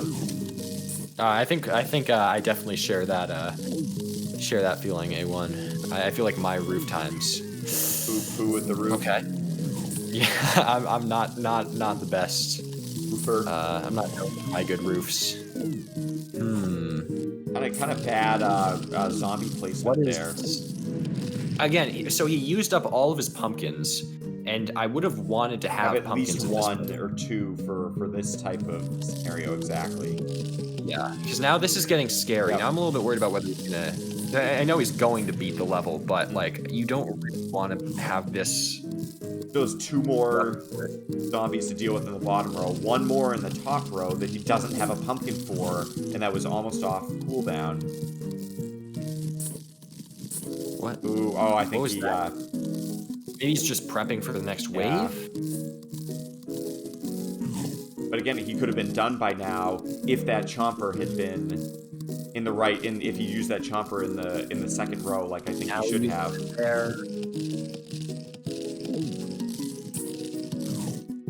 Definitely, definitely some mistakes there. And again, like I do not think that this was. I would have definitely blamed RNG for about the first minute, 30 or 40 seconds of that time loss.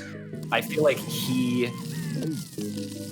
Ooh, these zombie placements are awful for the final wave, 5-5. too. Okay, this is unlucky as well. 5-5 is like he could have, if he hadn't wasted the cherry there, then he would be able to have it here. And if he could just cherry like that top row section right there. And then he has enough chompers in the bottom row, I think, to plus the one that he just got there to be able to deal with it. Maybe he's just... This is a little bit... Yeah, maybe he's not going getting cherry or bust or something like that. This is funny. This is unfortunate.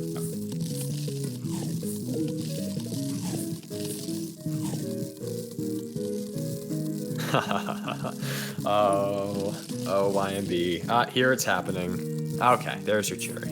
That was a bad 5-5. I think he could have gotten a 5-15 with it. And in fairness, he didn't get a cherry for the last like minute of the run, so that was definitely below average RNG in terms of that. So like, yeah, the very first minute and the very last minute were pretty bad, but I do think there were a couple of decisions there in the middle that, again, we both had disagreed with that one cherry. I strongly disagreed with his play on the 19th wave. I did not think he needed to lose 20 or 30 seconds there. Now, granted, he would have had to probably wait for that cherry anyway on the final wave, but, Right, but we're assuming that you're not going to get that ridiculously unlucky. Also, I generally like to save a cherry for the final wave if I can anyway. And if we could have lifted that cherry from that one wave, and if we could have plopped it down in the final wave, then it would have been a very different story. But of course, I think that all of that 5-5 time loss, if you spread it out over all the RNG levels, because he got very good. He got a good 110. He got a good 210. He got a good 310. He got a good... pretty good 410. Yeah. Good 410. Not great 3-5. Good 1-5. So if we spread that out, then it's just... We're probably looking at like slightly below average RNG on all of them. So... and honestly, maybe not even that. Yeah, I'd be curious about like... Yeah, how those... if you take those like... Again, call them the RNG 7 or whatever, right? The 7. I'm guessing he's going to get a 3-cycle Zomboss. He's probably going to get a good Zomboss, so that kind of... So yeah, he's not going 9th column Gloom strats. Again, I don't think we had even really thought about it for these two levels at this point, and I still don't even think they're really worth it on a run that is, still green. Yeah, Paco, so where most of the major time save came, we were saying, like, it's not that any one level was, like, super, super amazing, but just that, like, he very, very rarely loses a large amount of time in one level. And even when he does get bad RNG, he's able to adapt to that so well in a way that I think, a lot of other runners, myself included, like, would just sort of fall into, like, a trap. Ooh, I don't know about that skull. Maybe he just wanted off cooldown, but... Watching, yeah, I was gonna say, I thought he was gonna get a cone head there on the next wave. So yeah, really, it's been, it's been all the small things, right?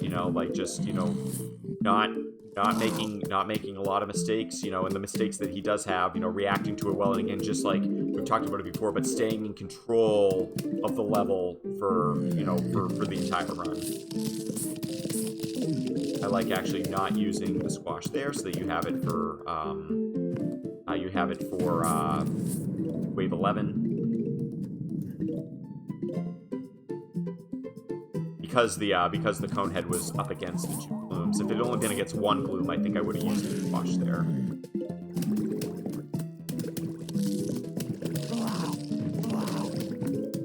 Yeah, but we've also tried to say, in a matter of like, it's not just like not making the obvious mistakes, but it's also been confused me. I guess it makes sense. Like you don't, but like wouldn't have. I guess if you plant it early enough, like he did, right? He's now going to have one for the 19th wave and for the final wave, I think. Although, maybe not. Now that Doom's going to come off cooldown in time. It's already, well, he's at... No, he does do it. He does do it, which actually makes sense, right? He's at 3 minutes 40 seconds, and his gold is 4 minutes and 30 seconds. So within 50 seconds, he is gonna get the Doom back. So it was right at the line. 6. Yep. All right. Second. Good night, A1. Thanks for hanging out with us. Take care, man. Glad to have you here for watching it. Yeah. Was kind of slow. You might be right. Yeah. Maybe using it on huge wave would have been have been a little bit better. It looks like he will actually get it back in time. Yeah. Again, really nice to have it here on the 19th wave, though. I guess he could have squashed it, but then you still would have had that cone head, which was, you know, at least slow. It'll be a very good level. Yeah, absolutely. Very, very few. Like, the squash was weird, the doom was weird, everything else was perfect. Yeah, he gets it just in time. Like, that was so close. Oh my god. Yeah, even with the unlucky bungee too. Yeah. Again, yeah, I would love 437s on this level. I'm confused about a split name here, but okay, does not go for the pumpkin here. Yeah, I don't quite know this. I don't get this one. Get this split. I mean, it's true, but I don't know what does infinity have to do with 5-7? Infinite bungee zombies. Yeah, infinite bungee zombies, or in my case, infinite basketballs running over my. Only when you do. Okay. Yeah, I bet that this level is going to go quite well for him. I bet he's going to lose a minute 30 seconds. Oh, yeah, no, you're right. You're right. It is incredible, though, that, again, yeah, his PB right now is 3:21:57. He's 26 seconds ahead, which is great, but somehow in these last 5 levels, he's going to save over a minute. And it's not like... My guess is that he didn't do super well in Zomboss, and he's going to save a lot there. Yeah, well, yeah, but, you know, it's... I wonder if his previous PV, had we been doing the future glasses strategy at that point? That one was a little bit earlier than some of the, like, how, you know, we've been doing it for, like, a little bit. Yeah, he'll get tight, yeah, but I think he's going to get it. He's going to get enough for the, He's going to do that thing that, the little push start. Maybe just squash him. No, he does do the thing. Do it. Let's go. The good old YMB. Let's go. YMB 8th column garlics, man. Yeah. Let's go. You need to. I've done that before. You do need to remember to actually get rid of it. Yep. Because otherwise, you have like cone heads that like walk right into Yeah. glue. You can't kill him in time. Let's go. Okay, this was a lovely wave. And again, you eventually probably want a flower pot there anyway for some kind of, you know, a squash later on or something. But you usually get all 5 glooms level. Yeah, definitely. I'll have the squash here for the 9th wave. Again, very important. I don't like that doom spot. Because that means you won't be able to get all 5 glooms out. Ooh. What I is the might real like it. I don't like it. I might like it. How is that better than the normal using ones? a doom, like if he uses a doom on this wave, right, he'll instantly activate the 50% rule, or not this wave specifically, but on a wave he'll instantly get the 50% rule. And you know, where you already have you know 4 gloom, that 5th gloom doesn't give you that much.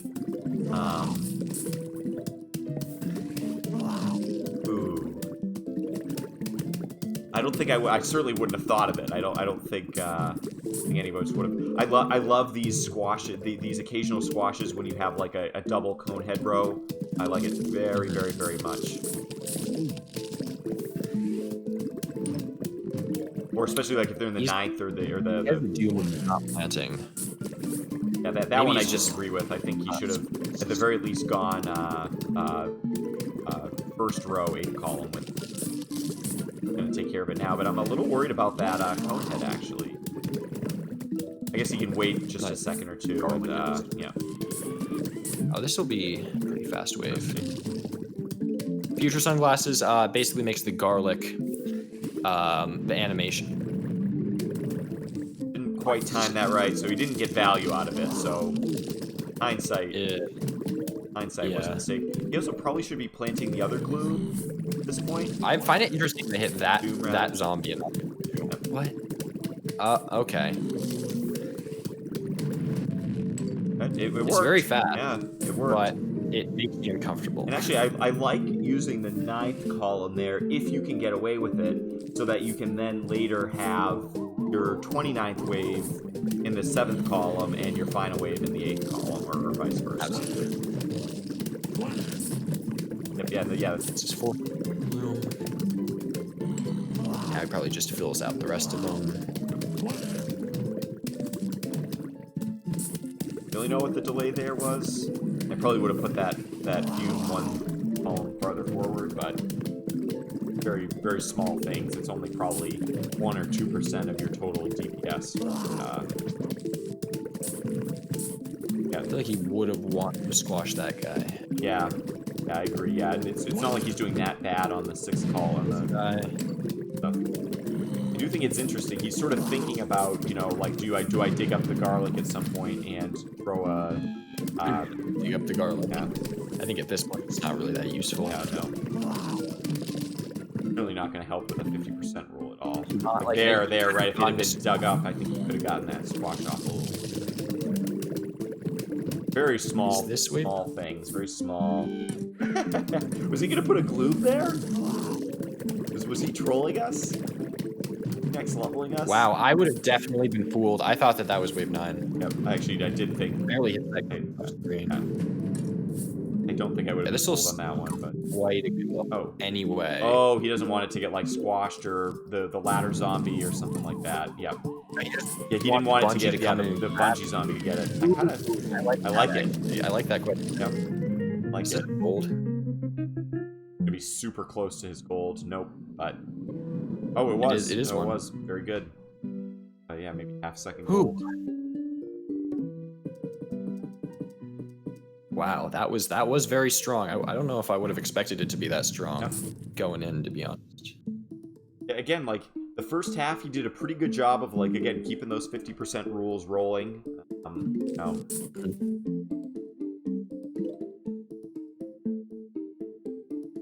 We're doing the plushie split. Oh yeah, I guess we don't really have the bass note to do, but we'll do it. We'll take it, Shane. Take it. I'll have to figure out whether I want to do the YMB split or the War Mech and the right split. Okay, Super Mario Bros. Sold for 114,000? What? There's no way that's like. Wait, why would it sell for that much? Yeah, yeah. What's the issue there, Sandbag? Was it like an original like the cartridge was specially marked, or like a first edition Japanese like Famicom something? That's amazing. It was the last time someone other than YMB had a record. I had the record about a year and a half ago, I want to say. Maybe even closer to 2 years ago now. Maybe it's a year and a half. I don't know how long YMB's been with the game, but that's it's been a couple years at least now. Yeah, closer to 2 years, I think, than 1. That's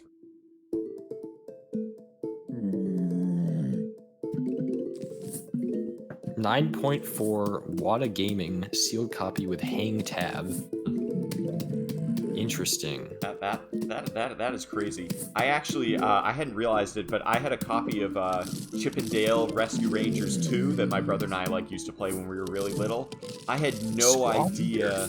And I sold it recently on eBay. It sold for like $200, like $170 or something. Oh my God. It was I could not believe it. I'm like it was a good game, don't get me wrong, but I just think like they didn't produce a whole lot of copies, and like it sort of has that like it's sort of both that collectible but also that sort of thing. I also had a copy of Earthbound that again I think I bought for like $30 or $40 like used way back in the day, and I sold that one for almost $200 on eBay as well. There are definitely some game, and this was before some of those games had gotten released for like VC or or on the SNES Classic or whatever. Yeah, I actually, you know what? I love JRPGs so much. I did not love Earthbound, and I know that's like treasonous to mention. I've never played Earthbound. I feel like I should have played Earthbound, but I never did. Yep. Yeah, it has a super huge cult following, and this was a couple years ago, May. So I don't know if it was maybe at the peak of its cult following, but I didn't like I tried to sell it locally, like on Craigslist or something like that, and I had someone be like, "Oh, I'll give you $25 for that." I'm like, "Okay, I'll give you a figure here to think about," But yeah, it's still very, very late doom here. He got a really slow imp. Yeah, though. yeah, he did get a slow imp and kind of he got. I would not have risked Yeah, it that much yeah. though. Personally. Yeah, and I think it was before the re-release May, so I think 5. I hit the market pretty well there, but it's also like it's kind of hard to tell. Ocarina of Time for $500 now on eBay. That's insane to me. That's insane to me. Yeah. Yep. I just have the boring. Whatever one was released in the U.S. for Christmas that year in 1998. I remember being like so excited. I think I was 12 years old at the time, and that's like I feel like that was like prime time for Ocarina of Time. Like you're just old enough to be able to like solve the puzzles for yourself and things like that, but like not, I mean, you can enjoy it at any age, of course. And Mrs. Wormack and I are actually playing through it now, and again, it holds up.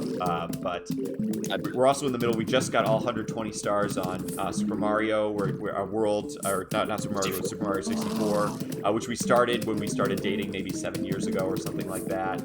So that was a finished project. We're on the last level of Banjo-Kazooie. We're on Click Clock Wood. Wow, all these playthroughs come to a close. Yep. And we also, what did we start recently as well?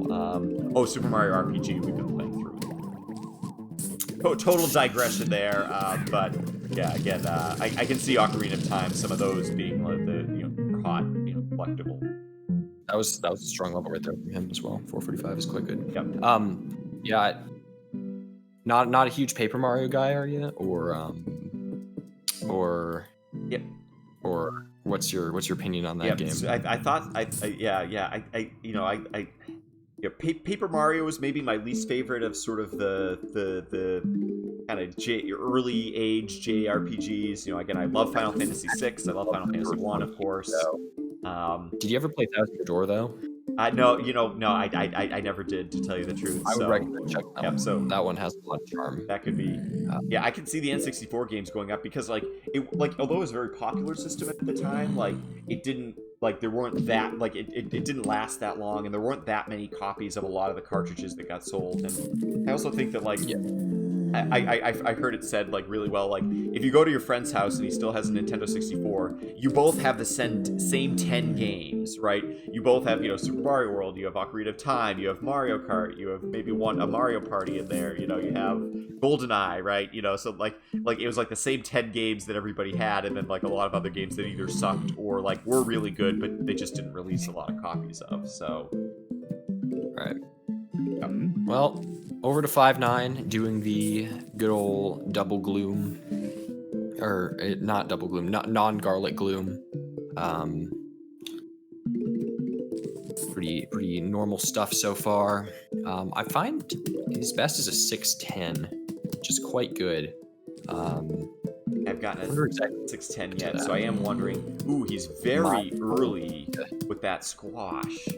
I like it though, because then but I think I would have tried to fume it, and I think I would have found myself using a lot of sun and kind of being in a lot of trouble. It pays off particularly right here. Yep. If you'd gotten a Conehead number 2, it would have been a different story, I think. Yep. Yeah, he would have had to sit on that one or use a. But now, for example, yeah, he's probably going to get a second. Yeah, I actually like that. You save the. I see what he's doing. Yep. I actually respect that decision. Yep, I like it because he already did so much damage to it. He was through the 50% rule, and now again, if on wave 9, he gets a bad Conehead or one of his glooms gets attacked or something, he's in a better position. Yep. Great example of where having that gloom there, I think pays off. A good ninth wave. Yeah, this is a beauty. I love this first half. I think this is perfectly played. Yep. Absolutely. And I say that as perfectly played being not the way I would have played it, but nonetheless. I wonder why he put the magnet in that spot. I wonder honestly, and it's not a bad idea, but that way, if the bungee comes down on that gloom, he could kill it with a squash. I wonder if it's gloom protection by having. I see what he might be trying to do here. He might be going for, and I actually really like this idea a lot. I think he probably wants to put a Doom in column 7, row 3. Mm-hmm. By putting the magnet there, he's able to cover and he's able to do this. instead of putting it right in the middle and forcing you to put it elsewhere. And if you get the bucket head in the top row, you can just squash it, right? Particularly that early in the level, and then by the time if you get another one, you're probably going to have another. You're going to have the your second magnet at that point. I've also been a slight fan of the column 6. I like that idea a lot. I've been a slight fan of the column 6 magnets as well, because you have, especially if you're very good about getting a lot of dooms down. It's if you get like a Jack in the Box, or you just get like two bucket heads in the same row or something, or in the same like area. It like it's not that much difference time wise, because your space is such a premium in column 7. Yeah, or a ladder zombie, you'll still get the ladder zombie right away. Not necessarily better, but I've been a fan of it. Not this early in the level, but like starting in like wave 3. Ooh, using it this early. I generally like to save all my dooms for wave. Again, there's a risk reward play, sure, but I guess he knows he's going to have one backup if he gets the doom, if he gets the guard early. I personally, I think I do like saving them as well. He'd have as many magnets out at this point as he should have. That could have been kind of bad. Nah, I guess it would have exploded, might not have hit him. My next play would probably be a magnet. Yeah, I was going to say a magnet in row.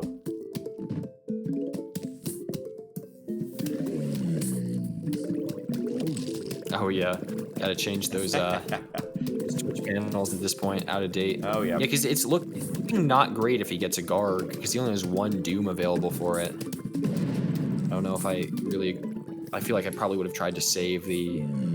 Oop. Oh, let's try not to scroll too much. Oh yeah, no, I should have there, but. And then using the squash there, like again, not really setting himself up. Might have it back by wave 29. Oh man, I would just use it here, right? Like if it's gonna get stolen, just use it.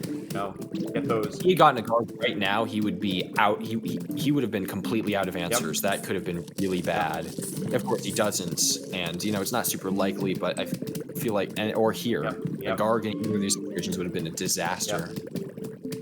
The 5/9 double guard would have been, I think, maybe the death of the run. Okay, he doesn't do that. Yeah, you can't really do that on 5/9. He thought about it. He's like, oh crap, I actually need that flower pot. So. Yep. Ooh, I thought for a second, like I saw that thing coming down in the 8th column, and used it a little late. Ooh. Pretty good level. Yeah. I thought that imp might sneak out of there. I felt like he used the doom a little bit late there. But all right, Zom boss. Here we go. Let's see. Yeah, in order to get a 320/25, he needs a ridiculous Zom. So we know he's going to get a ridiculous Zom boss, and I'm excited to see exactly how ridiculous this Zom boss is. Using his timing method, he is going to save about 3.5 seconds on the split. Well, so fair. All right, Zom boss. I wonder if we'll see any interesting things that he does here as far as the way he deals with Zom. I'm doubtful. Yeah, he does say that he practices Zom boss like a fair amount, though, supposedly. So, who knows? We are analyzing the legendary run indeed, Ultra Star. Though I feel like we're going to do this, and tomorrow he's going to get the 319, and it would have been so much better to just wait. And with like all the new strats, and like we look at 5.2 and 5.3, and they're like both perfect in every way. Yeah, there's 30 seconds. It's over. Exactly. So, I don't know.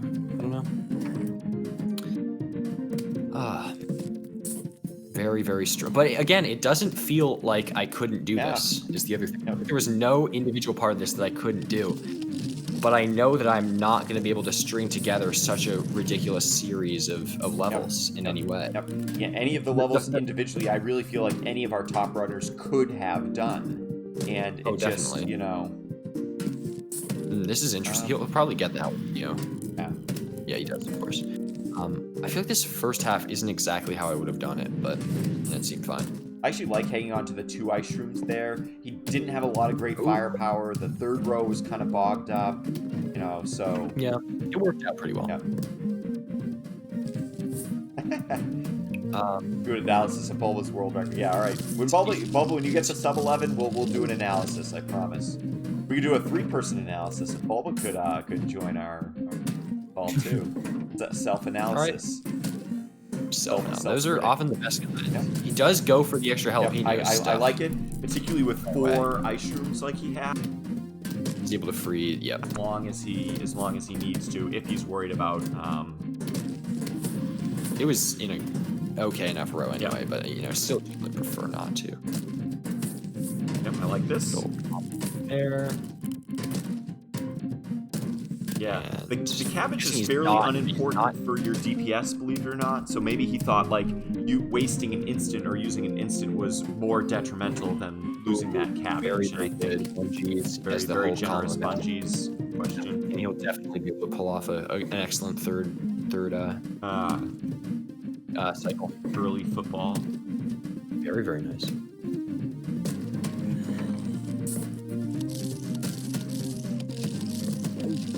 Here I would definitely let the cabbage get eaten.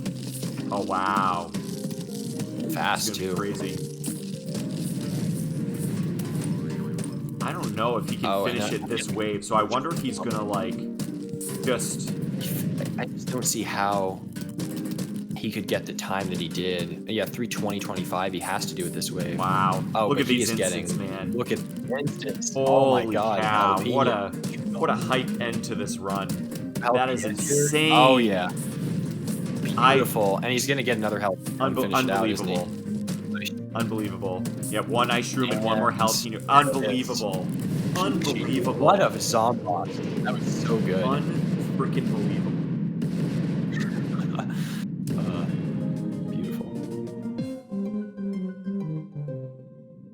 Literally, he got like 9 out of 10 instants for his last plants. So good. Absolutely. That was very, very lucky. I honestly think might have that- thrown in the towel on that third wave and just gone for a super fast 4th wave. Just like really gone for absolutely. broke.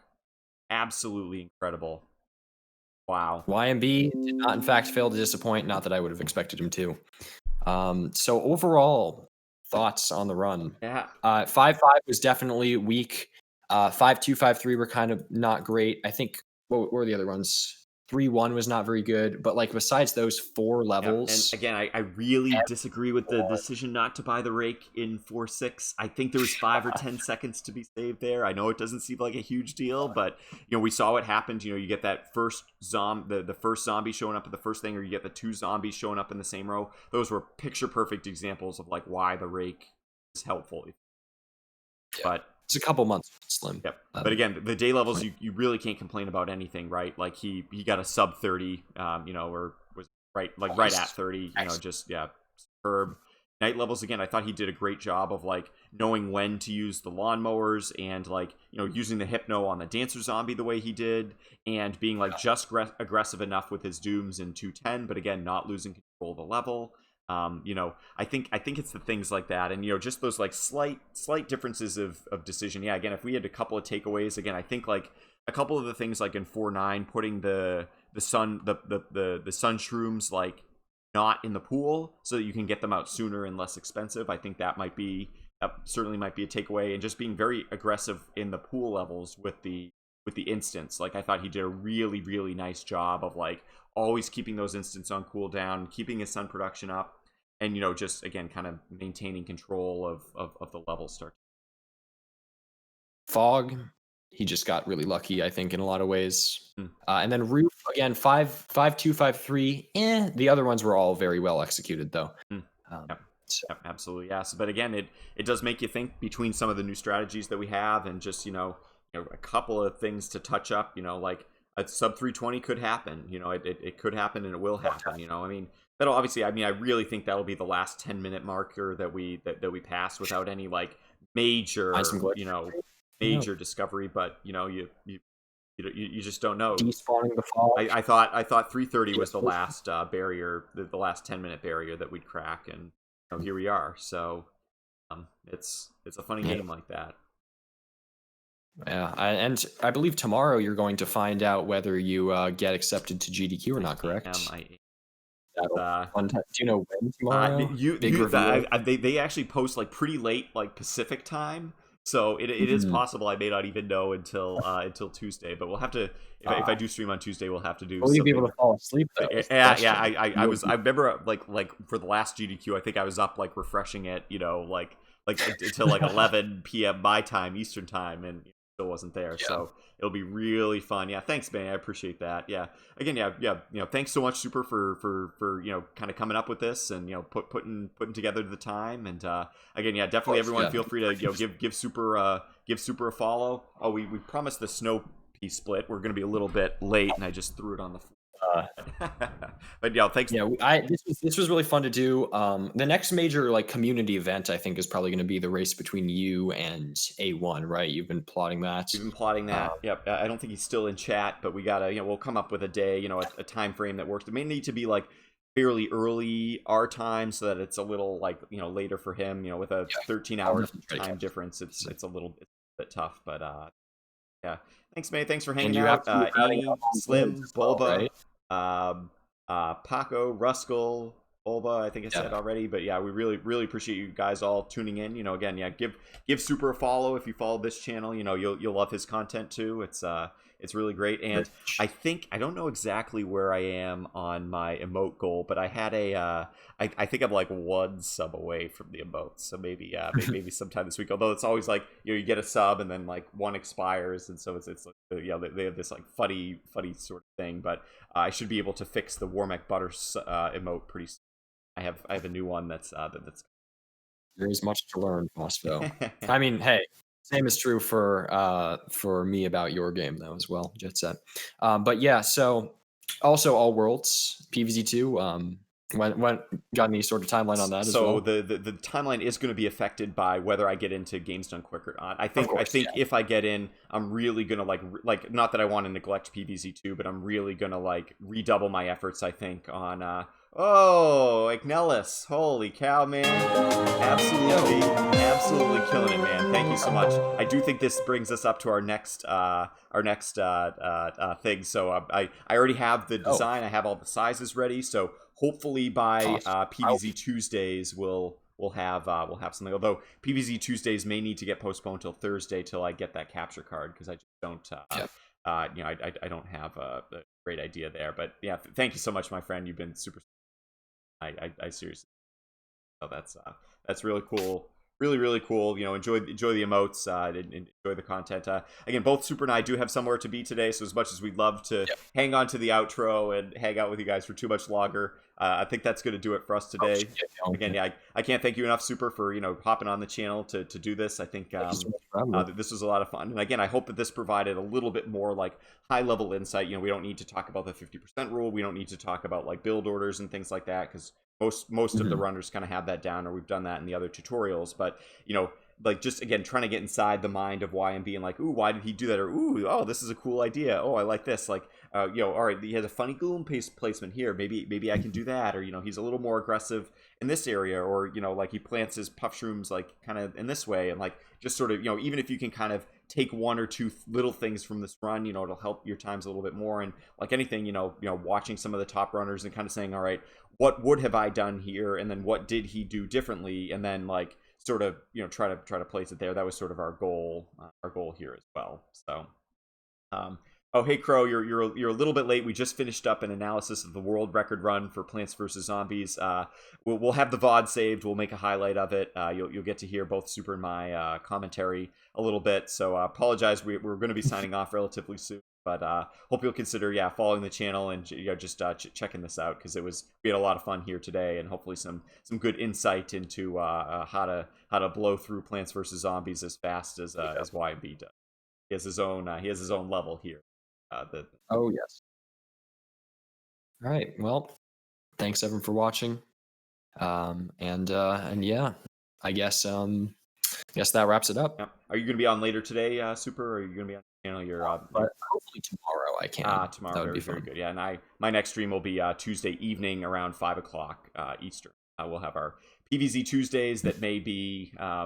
Maybe I could try a Blue Stacks. I don't know, man. I gotta think about it. But it may need to do an any percent actually. Again, if I get into games done quick, I'm gonna really be focusing Oh yeah, polishing definitely. up. But again, thanks everyone for hanging out. Hope you enjoyed the content, and yeah, we'll talk to you all later. Care. All Bye. right.